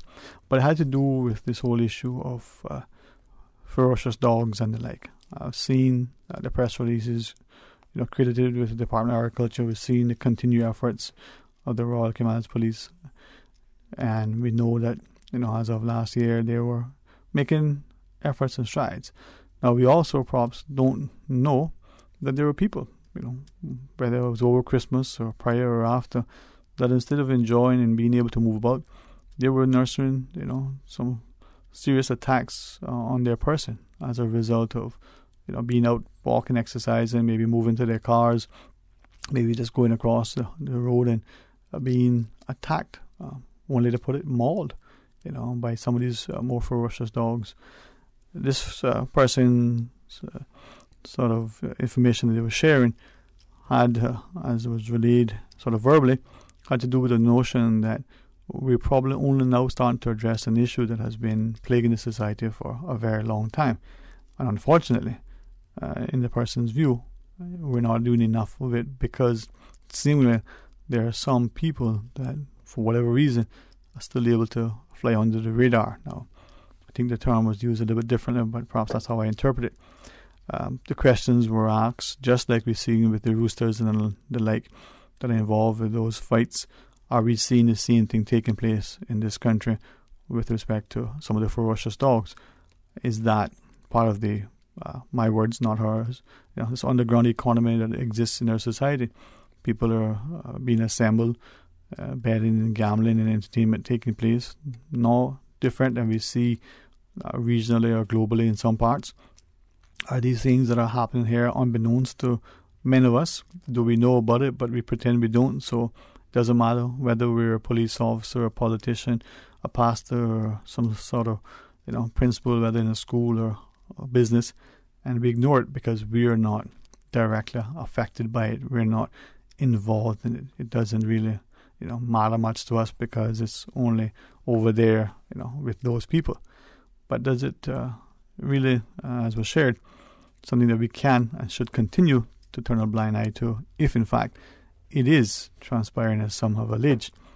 But equally important, the sort of premise for sending this information that was promised was that presumably in many neighborhoods, increasingly individuals have ferocious dogs, some of which are for their own protection, some of which allegedly is to ensure that their activities, whether it's some illegal activity relative to drugs, whether selling, consumption, production, otherwise, whether it's the numbers game or some other activity, allegedly these dogs are used as a deterrent, not only to deter the uniform authorities, the police in particular, but equally to deter noisy and nosy neighbors from interfering, inquiring, otherwise, sort of find out what's going on. It is open line though. What is on your mind? Let's go to our phones and find out. Good afternoon, welcome. You're on Talk Today. Number one, you Kingston. It's a pleasure to hear from you again today, sir. How are you? Why do you tell someone lies on the radio? Because other than speaking on the radio, I want to talk, no other time. Not just kidding. It is not. It is truly a pleasure to hear from all of our listeners, and I believe they would agree with me when we say we hear from you, less frequently than we would like to, but always a pleasure to hear from you. If you can't take joke, I can't take it either. All right? I hear you, man. I hear you. Now, first thing I want to ask you, what's happening to 105 down there?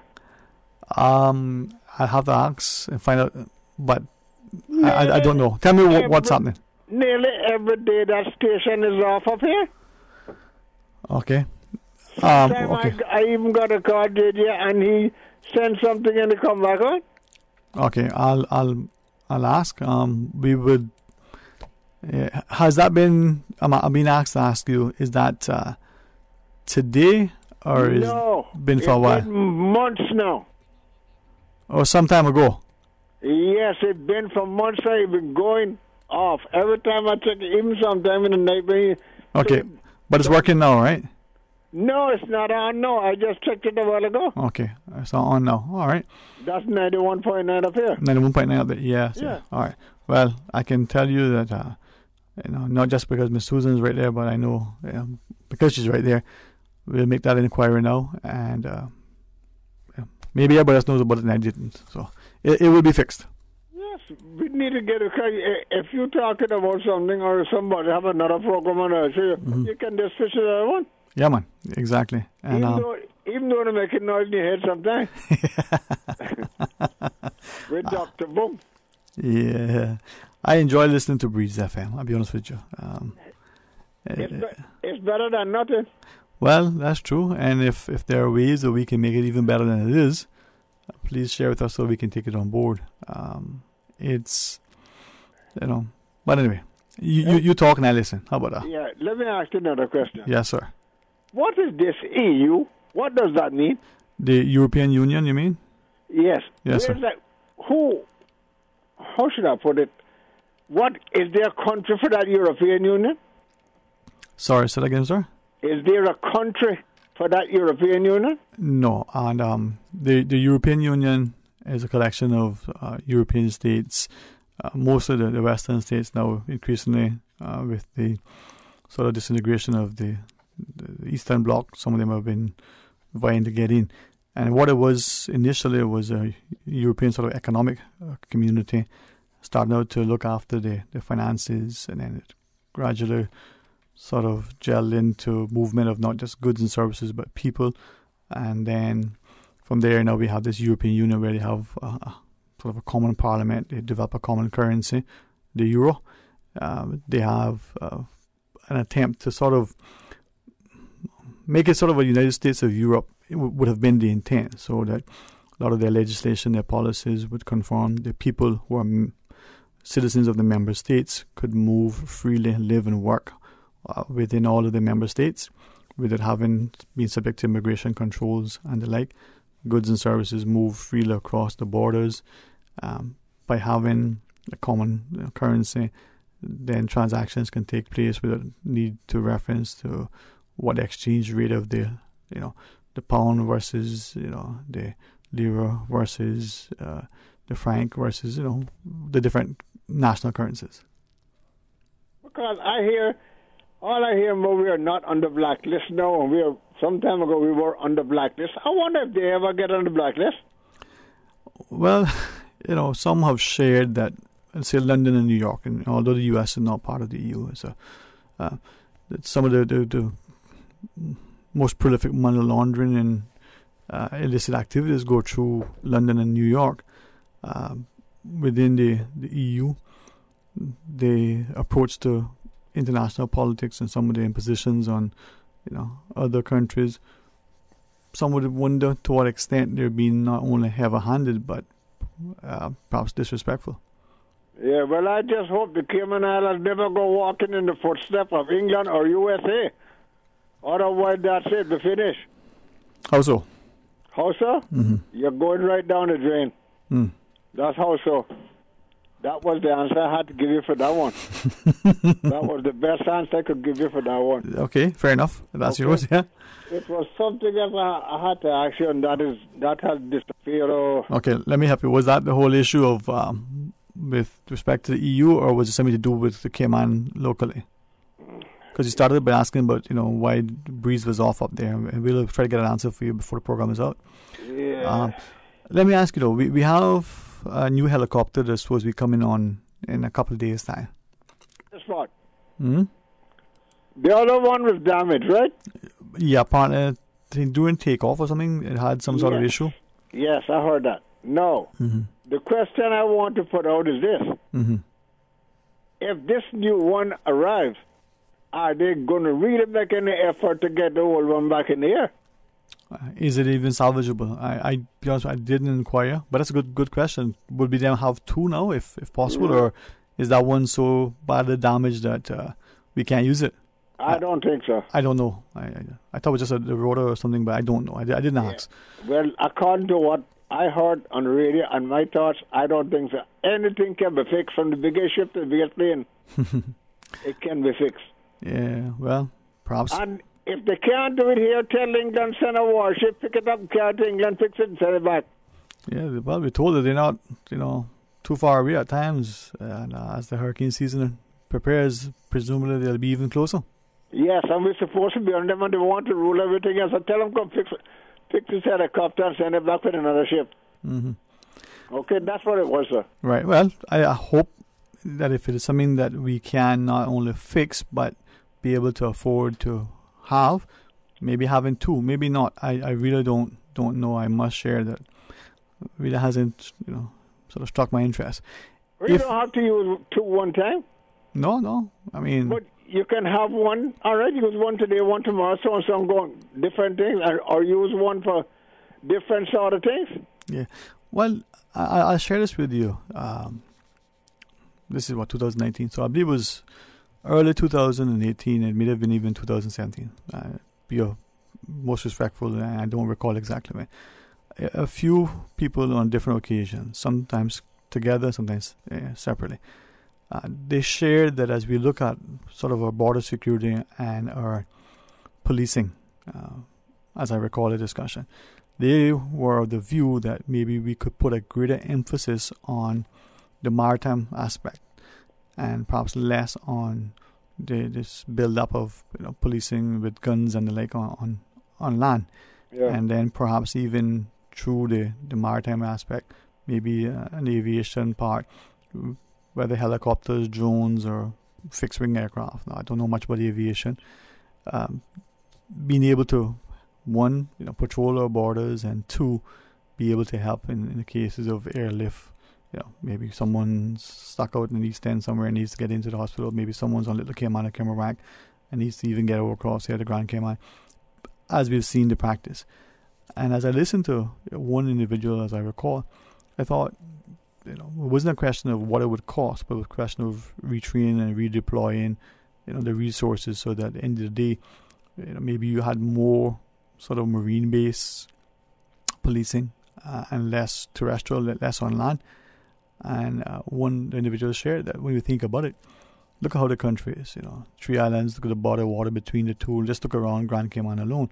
The amount of alleged, attempts at bringing in drugs and people and guns and other contraband into the country, could be in cooperation with regional as well as the US and the UK authorities, could be seriously, maybe reduce a lot of that, making the region safer, but certainly making our own shores.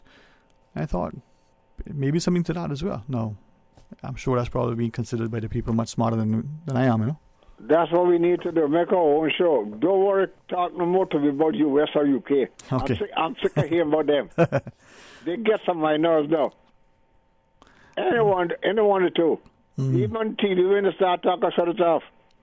Well, I can understand sometimes, especially if you pick the wrong channel to watch. If you're looking for news and information. It's not a matter that once they put it on, that's it. It's gone. Even if it's the news I want to watch. Yep. Okay, that's how I am. And that's how I feel. And tough luck who don't like it. I hear you, man. I can't say that. No disrespect to you. I'm just talking No, straight. sir. None taken. I'm talking straight. But I'll tell you, though, something that I have, if you have another quick minute. I got two. Thank you. I had a chance to share with some educators recently the notion that in our schools, as we talk about getting our students to be critical learners and thinkers and the like. And I notice sometimes, whether it's international news, radio, television, or some other means, but increasingly even the content that is online. But even if I dismiss the international aspect and just look at the local content, again, radio, television, or online, I wonder how many of us are looking at the news content and reading it for what it is, analyzing it, being willing to critique it from a perspective to understand, how is this plays out. And speaking to these educators, not just the students in the English class or who are aspiring journalists, but just generally speaking as consumers, how many of us are looking at these things and understanding that there could be an agenda, there could be a very subtle or a very deliberate attempt to skew the information. Now, politicians and their handlers will tell you about, controlling the narrative and, being in this news cycle and what have you. But it's not just the news, but perhaps video games and other postings online where things are sent in such a way, and not just fake news. So you're with me, right? Yeah. I follow you. So it's... I think that's where half of the young people learning all the criminality from. Well, you might be right that they're learning that there as well. But I would honestly say to you that some of the young people that I've had, I say that it's truly, truly distinct privilege and pleasure to listen to, and I didn't want to say teacher or what have you, but just to be in their company. They are well informed. Now, some they're misinformed, but they're still informed. And they may not get let's use for want of a better word, the news from the same sources that I get it from, but they know the things that are happening. Take, for instance, I'll give you two. I'll give you one on entertainment, sort of business perspective. When it was announced that Starbucks was coming here, I learned that from students, that online, a long time before anything was in our local news, they were telling me that this thing is coming. They could tell me whichever. Now, I didn't disbelieve them, but I'm thinking, how is this stuff being online in the social media platform, as it were? And they know about it long in advance. Now, fast forward to just what has been happening recently with the aircraft, with the MAX 8 and the like. And the first unfortunate crash last year, as it happens, some of my students were able to share this thing, and then they could go back and tell you that, well, there was some alleged, I use the word, concerns that other pilots had beforehand. Now, that wasn't in the news. It was something that I had. It was of interest to one student because she has an interest in sort of aviation, aeronautical engineering, and what have you. So that's where her interest is. She gets information in that area. And that was one student. But that one student was able to share with her classmates, as it were, and they're aware of it. Now, I can tell you if it's in relation to stocks and trading and finance, or if it's in relation to other things, our children are able to find out these things, just as you shared that they can about criminality and about other less than desirable things. But, yes, sir. How are we managing it? Before you get it to your station, they already know it. You'll be amazed as to how informed, and that's how it's important for us to make sure that information that they get is accurate. That's right. But sometimes it's not accurate, and there goes the inaccurate way. That's what causes inaccuracy. Yeah. Well, if it's an inaccurate, thing that's being repeated and often touted as being legit, then if nobody challenges what is said, then it may become accepted. And it's kind of a reason why I think sometimes the politicians do themselves a disservice in that they don't get out in front of something. And when they do, they try to take take everybody for a fool, as it were. It's a difficult job, man, and I hope that I'm not making it worse, but I don't know that I'm always making it better either. You can't make it no worse. You sure? I'll try not to. What the parents need to know nowadays is watch what the children watching on and say, look, shut that off. Yeah, man. Well, that's it. Or have a discussion with them about it, because I'll be honest with you, they know a lot more than we realize. And I'm not talking about our own children. I know. I understand what you're saying. Yeah, I understand you. Yeah, man. That's why. Anywhere around the world. Yeah, yes, that's the thing. And they have, in their minds, they have friends. Yes. They've never met in person, but they've probably communicated, on what's that called, Susan? Face to face on. Yes, I know what you're talking about. I don't know the name, but I know what you're talking about. Yeah. So they're looking at their devices and they're chatting with each other, and they never met in person, but they know a lot about each other. Kind of scary sometimes, huh? And sometimes they know how to meet each other, and that will cause problem too. You tell me about it. All right, so I don't want to rush you, but is there anything, because I don't want you to miss anything else you want to share with us? No, I can't think of anything else. If there's anything else, I'll make it on another week. And there you go. Well, you enjoy the rest of your day. Tell the government fix the damaged helicopter so it can be there in case it's needed. All right, and I'll look into this thing with Breeze up there for you, 91.9. Okay. All right, thank you very much, sir. And like all of you, if you allow me, we'll engage in dialogue. If you think sometimes that you're willing to get heated in a discussion, well, we can do that too. Never let it be disrespectful or vitriolic. And maybe I'll tell you sometimes you're full of hot air, and but maybe I mightn't. To that last caller though, I always appreciate Mr. Dolan's sentiments, man. He calls it like he sees it. So thank you, Mr. Dolan, for being so direct. Always respectful, but very direct. Let's pause and take our news break. When we come back, I bet you there's something that you want to tell me and you weren't willing to before. Well, here's your license and opportunity and invitation now. Run it through Miss Susan. If she tells you it's okay, you can tell me. Stay tuned for Talk Today. Satisfaction is guaranteed 24 hours a day, whether it's music or information. From Grand Cayman to Cayman Brac to Little Cayman, we've got you covered. You ever hear a thing like that? Radio Cayman in the Cayman Islands. Radio Cayman. Headline. Radio Cayman's newsroom. Headline. These are the biggest stories right now. Tomorrow's Honoring Women's Month luncheon at the Kimpton Fire Resort is sold out. The gala event includes a 3-course meal and will feature a guest speaker, panel discussion, musical entertainment, and an update on progress of local gender affairs policies. Good afternoon, I'm Dion Anglin with your headlines. In news elsewhere, all Boeing 737 MAX 8 and 9 aircrafts will remain grounded at least until May after the fatal Ethiopian Airlines crash on Sunday. The aircraft will not fly until a software update can be tested and installed. Sunday's crash, shortly after takeoff from Addis Ababa, killed 157 people from 35 nations. It was the second crash involving a 737 MAX in 6 months. The chief executive of Volkswagen has apologized for evoking a Nazi slogan to describe the importance of boosting the group's profits. Herbert Dess used the line "Herbert mach frei" at a company event on Tuesday. The phrase echoes the maxim "Arbeit macht frei," meaning work sets you free, which was famously emblazoned in wrought iron on the gates of the Auschwitz concentration camp.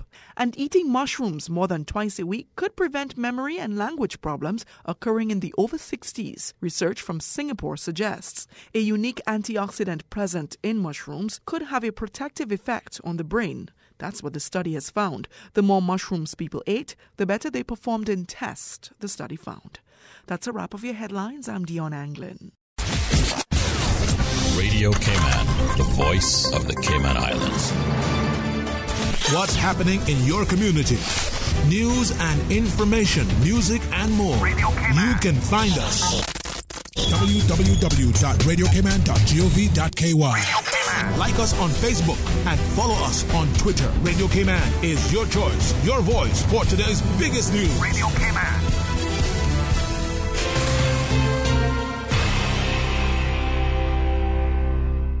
Talk today.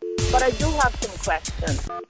Talk today. Cayman Islands' foremost listeners' participation program. Talk today. Because there are more questions than answers. What the public is saying. Waiting to take your calls right now. Sterling Dwayne Ebanks.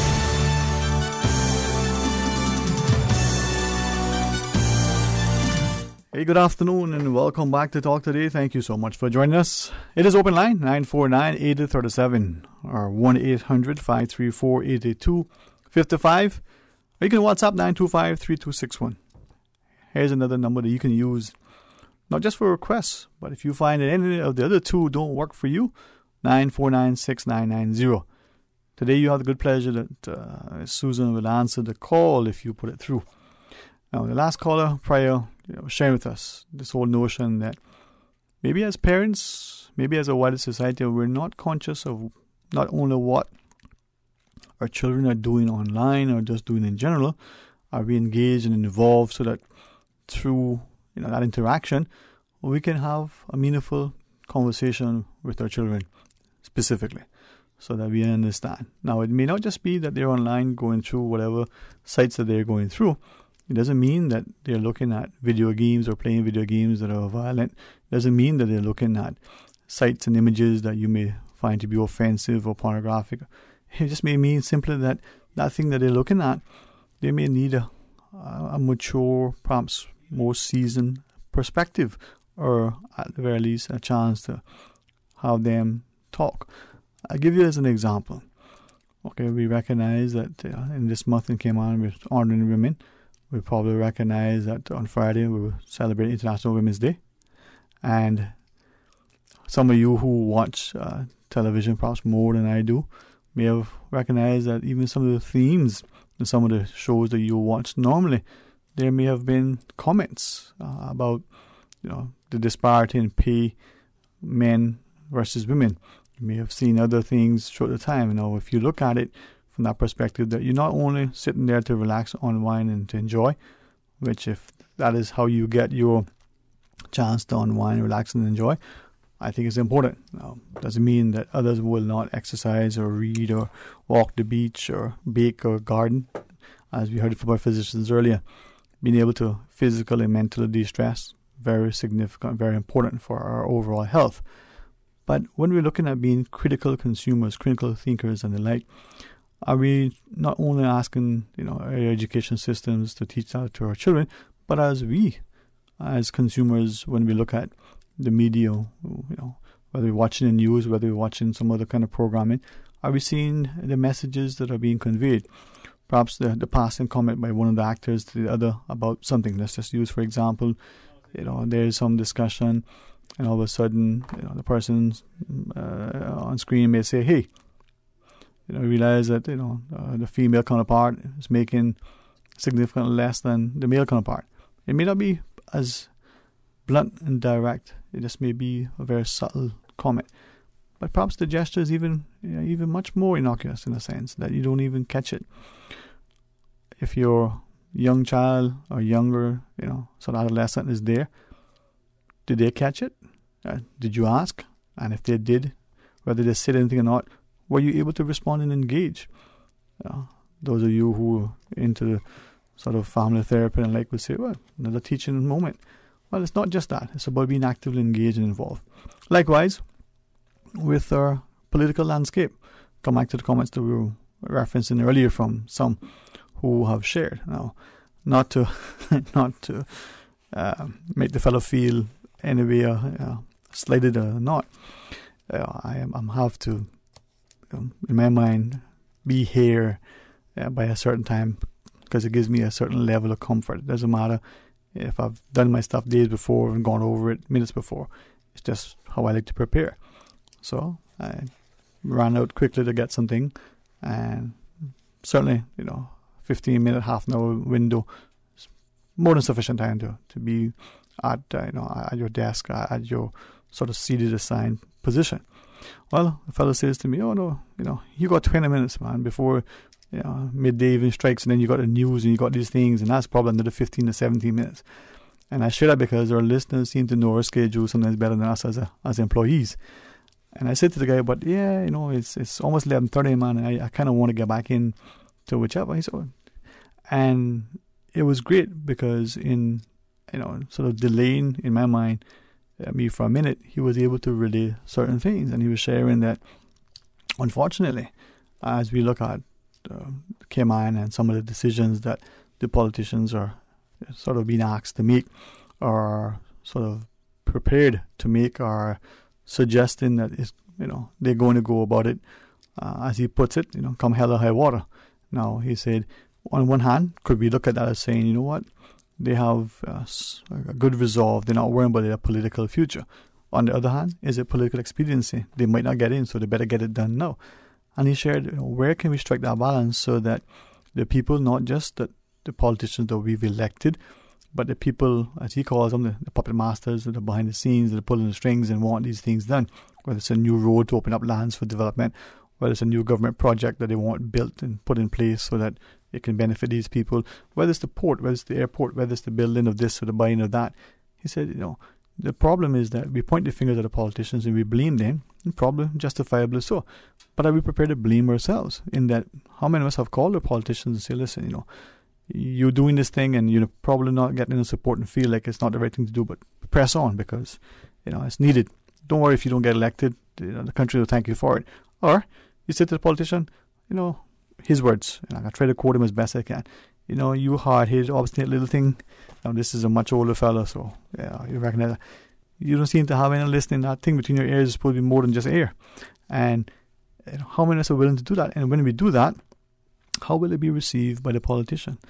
And equally, are we prepared that if they, again, he said, using the politician as an example, if the politician decides to take us off the Christmas list, and my word, disinvite us to certain things, are we okay with that? Are we okay knowing that we said to them, not disrespectfully, not maliciously, we said to the politicians, you know what, I don't think that you're doing this thing or supporting this thing, whatever this is in the best interest. I expect better from you. I think the country deserves better. Are we okay if it means that we're going to be, again, my word, ostracized, sort of, follow the graces in favor with the politician? He said that he had an occasion long ago, believing, then that he was at a certain age and stage in life. And I've said to him, and I think most of us would probably agree, that from as long as we've known him or known of him, we always thought he was old. Not that he acts old, not that he looks old, but he's been around and involved forever. And thankfully, healthy and active. But, when you reach 60, 70, 80, 90, probably people might say, well, yeah, you're getting old. Doesn't mean that you are. But he shared, he certainly was, a little bit younger than what he is now, and he is not considered, young anymore. He said he spoke to a young politician. Didn't tell me who, didn't ask. I don't think it was necessary. And it was a particular thing that was being discussed by the country, and he said to the politician, it's going to be a charge, against all of us, but we need somebody that's going to do the right thing. This is what he would do if it was him. Now, at the end of the day, he doesn't have to face all the voters. He doesn't have to worry about it. But there are going to be people who like it, and there will probably be more that don't. This is what what he would do. Well, the politician presumably followed his advice, and as a result, the outcome of the election wasn't exactly what he wanted. And to this day, he says he knows the politician looks at him and not in the same favour. Well, that was a long time ago. Are we prepared to make time pass and still maintain a sense of, respect? Let's go to our phones though. Hey, welcome, good afternoon. You're on Talk Today. Good afternoon, Dwayne. How are you? Excellent, sir. How are you today? Yeah, first of all, let me apologize. That's the way I missed a call from you. And that's okay, man. I was calling you to tell you that I found a pot of gold and I was going to share it with you, but since you weren't there, I kept it. I gave it away. You didn't want to keep it and said, share later, huh? I'm just teasing you, man. No, I had, you had crossed my mind and I wanted to ask you certain things, but I can call you privately. I could have called you back too and I didn't. All right, man. Yeah, what I wanted to talk about this morning, and my concern is not just me personally, but everything that's good or everything that affects Cayman, whether it's good or bad. Affects this island. And I was listening to BBC this morning, or I don't know whether it's right online or where it was. But anyway, they have this outbreak of measles in New Guinea or where it is up there by Australia, somewhere up there. And then the Philippines has this it's a new strain, obviously, of things. And they were talking about, you just have to be close to someone who has it, and you're tracked it just like that. You don't have to be too far away from somebody to catch it. Now, my question is this, and I have to put it bluntly. What are our leaders, have they been working on this to make sure that anybody who comes from any one of these areas, because there's other areas too, I think it might be someplace in South America they mentioned. But what I'm saying is, with the number of people we got in Cayman now, and our dearth of medical facilities for the population, you wouldn't want to get something like that now that has such a bad thing, as far as getting rid of it. So I don't know if any of the politicians have heard about this or are doing anything about it, but they have to be really careful when people come off that airport, and don't be counting everybody as tourists, because they're not all tourists. 90% of the people that come here, well, I wouldn't say 90%, but a good portion of the people that come here off the planes that are counted as tourists are people coming here to look for work. They might come down here, say they got a friend, they're staying at a friend's place or something like that, and we count them as tourists. They won't say they come into work or looking for work. And a lot of these people are coming here, and I don't know when they come to that airport, or before they get here, there should be something to make sure that nobody's coming here that has been exposed to this thing, because based on what they said, you just have to be in close proximity to somebody, and this thing will catch this thing. Now, I'll finish by saying this, Dwayne, that I don't know how many people out there that really realize that a lot of the things we see today that's happening, like these things popping out of the woodwork and stuff like that, they're not accidental, that's not by accident. You see, all of the 90% of these things you see there, even the thing that's happening in nature, it's all about one thing. It's the New World Order. And they want that to happen. They have to have it happen soon. And I'll venture to say that before 2019 is out, the likelihood is you're going to have martial law in the United States. You're going to see things going on, this whole thing with Britain, with the Brexit and stuff like that.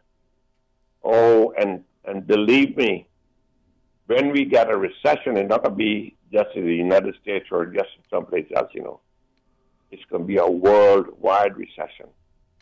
So I say to the people out there, instead of chasing money and building this, doing that, and thinking it's prosperity, you're not preparing for what might come or what will come. You see, and what I'm saying, Dwayne, is this. I'm not a naysayer, but over the years, I have watched things happen. And God has given me an intuitive mind. And I see things that other people probably could see them if they were, you know. But what I'm saying is, I'm not very, very excited about the future of the Cayman Islands based on what I've seen now. You see, and God is doing things.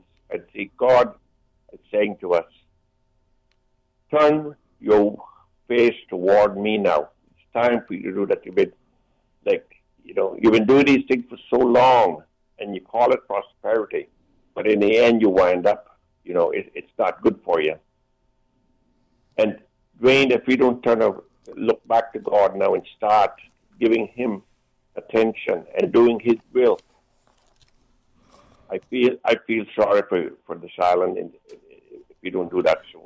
If I may ask, if you don't, respectfully, I believe strongly that if the country returns to a stronger sense of spiritual ethos, that notion that do unto others as you would have them do unto you, the idea that the golden rule is more than just who has the goal or the gun making the rule. The fact that you want to treat people respectfully, but you're also acting in a respectable way.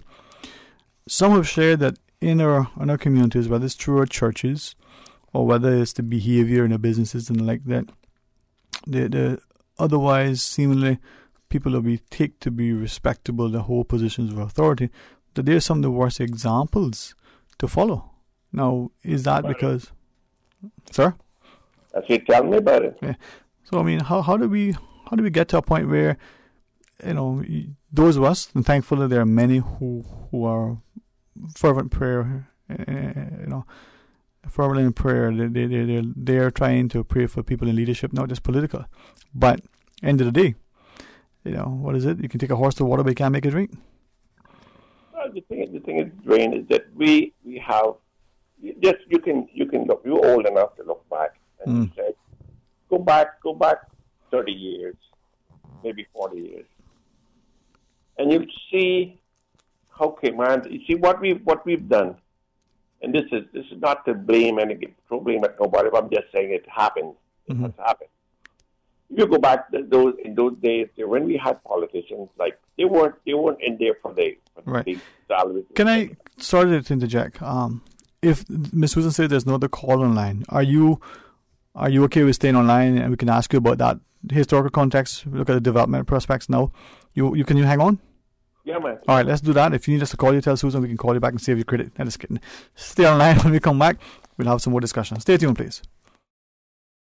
A caring and community spirit, cherished family and cultural values. These are some of the things that still embodies the Caymanian way of life in the Eastern Districts today. Savannah Pharmacy, your neighborhood pharmacy, located in Countryside Shopping Village, is delighted to offer products and services of real value. Whether it's catering to your family's medical needs or carrying apparel, gifts, and beauty products, Savannah Pharmacy provides you with more than just prescriptions. Remember, they're always just around the corner with everything your family needs and convenient opening hours, including Sundays and holidays. Savannah Pharmacy. For more information, call 946-3336. Whether you're planning your child's next birthday party or simply looking for a social night out, look no further than Kingpin Bowling at King Sports Center. With a range of packages and specials for bowling parties, socials, and corporate team building, Kingpin Bowling offers what no one else can. The only bowling alley in Cayman. And it's indoor fun, which means no mosquitoes, AC, and don't forget about their bowling bar. Book your bowling lanes today. Call 946-BOWL. That's 946-2495. Email kingpinbowling@candw.ky. For more information, visit their website, www.kingsportscenter.com. King Sports Center, providing your fitness, recreation, and relaxation needs. Check out Fashion Mart's Hot Spring Sale. Apparel for all. Up to 50% off women's, men's, and babies' clothing. Work or casual wear, and from babies through teens. Hair products and accessories too. Located on Printers Way in the old Little Darlings location. Fashion Mart's Spring Sale through March 16th.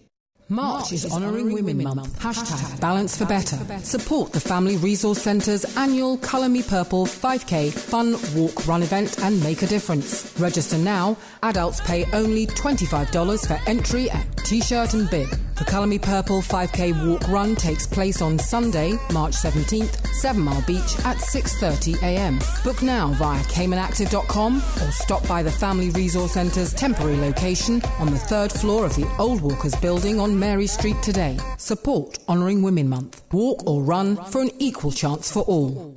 Hi, I'm Dawn McLean Brady, President of the Cayman Islands Small Business Association, better known as CISPA. Small businesses drive Cayman's economy. As small business owners, we depend on government to create an environment where we, as entrepreneurs, can do what we do best, and that's to provide products and services that are valuable to our customers and, in turn, employ others. The cruise piers and cargo ports provide these opportunities. Encourage our government to build a port and let the Caymanian entrepreneurial spirit shine. Support the port, support our tourism.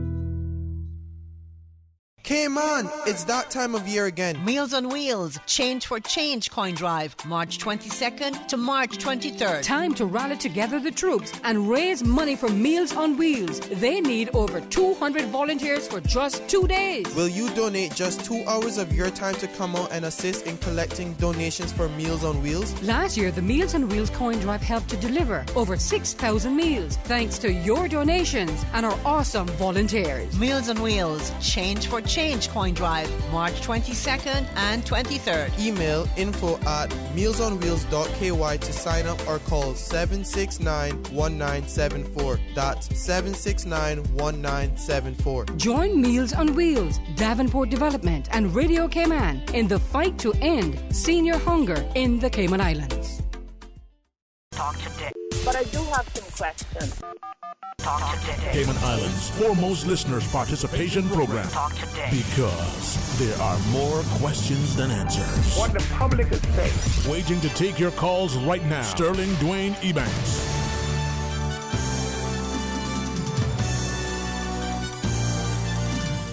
Hey, good afternoon. Welcome back. Thank you for joining us. And again, special thanks to the caller for staying online with us.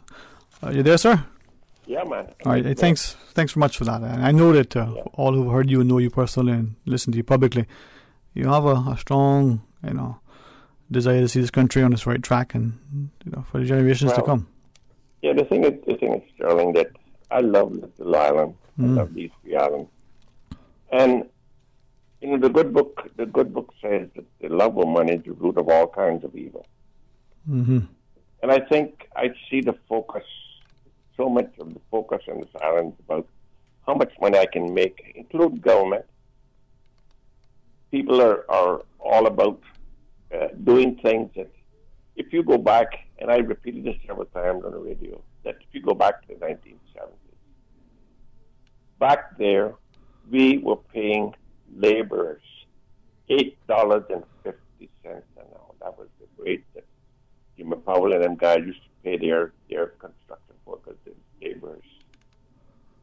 Plumbers and electricians, stuff like that, they would make $12-something an hour.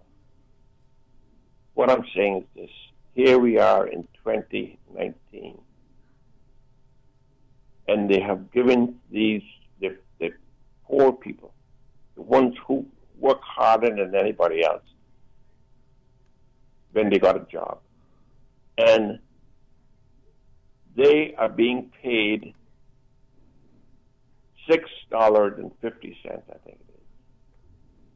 Out of that $6.50, you see, and government has never thought about it doing a real. These are the things that bother me, because I suggested in 1986 when I came home that government should have a scheduled bus service where people know that at 8 o'clock, if that bus is supposed to be at that stop where you go to, or 8:30 or 7:30, whatever it is, that bus is likely to be there when you get there, and you're going to get on that bus going. You know, but if people are picked up on the road in the morning, waiting, and I'd stop and ask somebody to go in. And they said, "We're going to work." And I said, "Come on, I'll give you a ride." And they would tell me how many times they get late, and they're always worried about being fired because they're getting late. They get up earlier. Now, the thing is that I'm saying is, I noticed for a fact that some of those bus drivers, when the cruise ships are in, they don't come back to West Bay at all, hardly. They go back from the port to the public beach because they can make that quick money up and down, up and down. I see them cars, some of them driving. They've got to be doing 60, 70 miles an hour with people in the car. Where are the people that control? You see, you've got to have some kind of a semblance of control over these things, because people here seem to do what they want, and nobody is paying attention. But looking at the whole issue of public transport, and two things, and I just say this, straight up. One, there are those who have continued to share that the fact that we use the word public transport in and of itself is not just a misnomer; it's an outright, misconception and deception. Right, and then the notion that especially the new residents and the visitors to the islands who may, for whatever reason, opt to use that mode of transport, believe that it's a publicly owned or affiliated entity, and should there be an issue of any kind, that they have some recourse other than a private operator.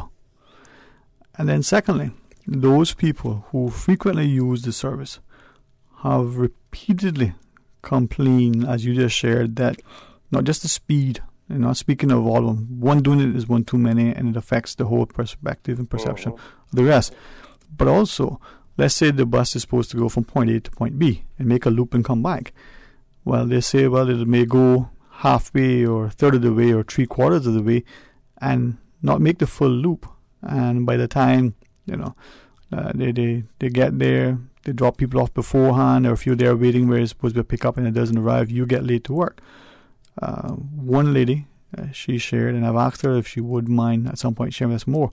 She shared that she made, I presume, from what she shared, verbal sort of representation to the public transport unit of this problem, at least for, over a period of time.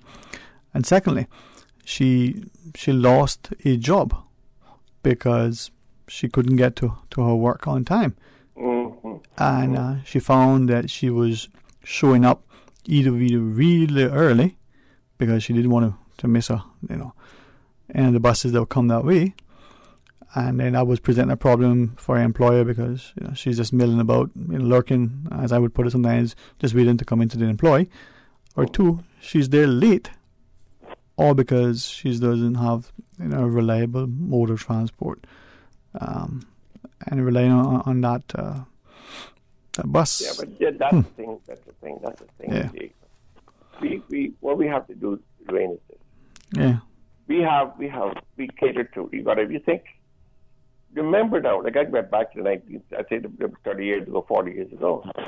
Back then, when they were paying, in the 1970s, when they were paying people $8.50 an hour, we had tourists coming here. But remember now, those tourists now, Cayman wasn't like they had all these bed and breakfast in the hotel. Nothing wrong with that. I don't see anything wrong with that. But when you got your hotels are full, and the people that work in them hotels are Caymanians. When them hotels are at least, even in the summer, back in the 70s, them hotels were 50% or more, occupancy. And the people that worked there were Caymanians. So we had Caymanians that were working. They were making a decent salary. They could go to the bank and put $1 in the savings account. They were building the little houses. They could feed their children. The kids go to school. They weren't hungry. And what I'm saying is, we have let people come in here. It was the Caymanians that established it. We had a few Caymanians who went along with those greedy people that come down here that want to exploit this island, and they get to their foot in the door, and then they got to tell these people that let them in that I need this person, to come down and work with me. because he's an expert in this and expert in that. And they would do this. They've been doing this for years now, where people come in, they're not experts in anything. They got a lot of us, old friends or family, somebody they want to bring in to get them a job. You see, because it's easy to get a job in Cayman.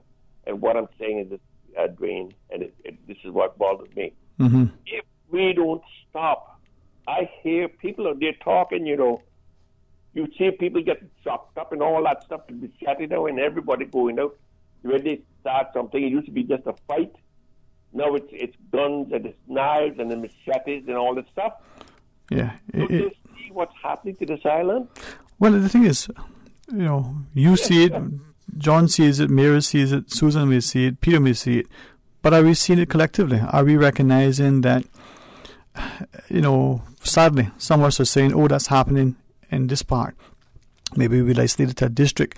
The district may say, well, that's only in this part of the district, and we narrow it down, and then that part of the district say, well, that's only in this neighborhood. Are we seeing, as you've shared, that this is something that is affecting all of us, whether the issue is on Cayman Brac, it affects the Cayman Islands. If it's on Grand Cayman, it affects the Cayman Islands. I am not sure that as a people we're seeing this need, to step up, and I think too many of us, if you forgive the voice of an opinion for a second, too many of us, because of the positions that we think we occupy, maybe we are a business leader in a high position, maybe we may be a politician or some other senior member of, in our minds, the community. We've lost touch, we're losing sight and focus, and we're not, any longer that sort of... Not proactive. Not grounded either, not connected, I think you, Dwayne, the thing is this. When people are employed, yes, sir. When people have work, they feel their self-worth. Mm-hmm. And we started a thing, a couple of decades ago, when they had a little recession and people were to work, and I can understand that.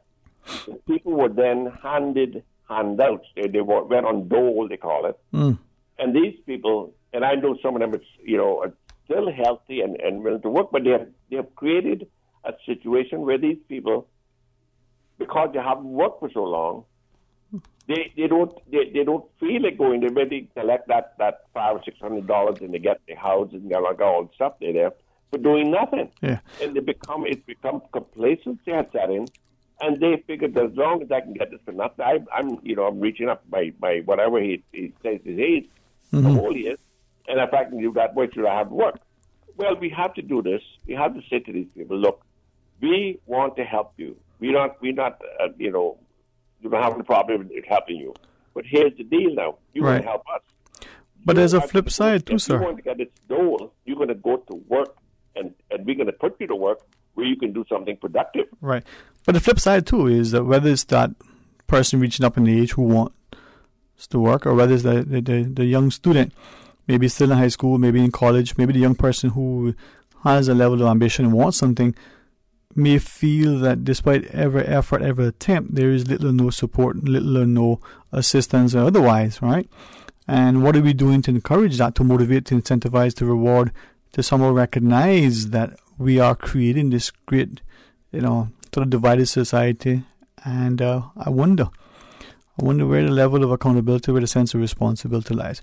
Respectfully, sir, I do now look at the clock and recognize that 5 minutes and 37 seconds over, and Susan holding the timer switch. Not a good thing. Blessings to you, sir. All right. We talk again some more soon. Yeah, man. All right. Tomorrow is Friday, and tomorrow morning you have started. So join in for the record. And I certainly invite you to be a part of a continuing program here at Radio Cayman. Until then, find ways and means in which you can endeavor to be even better. And as I draw Miss Susan's ire, spending a few extra seconds taking her time, keeping her secure to her chair, I won't do that because I love to see her smile. I'll just say to you simply, be blessed.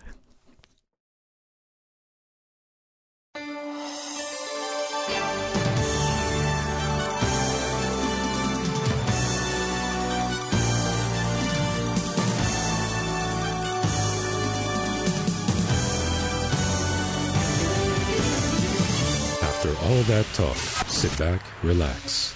Easy listening on the way. You're listening to Susan on the PM Show, Radio Cayman.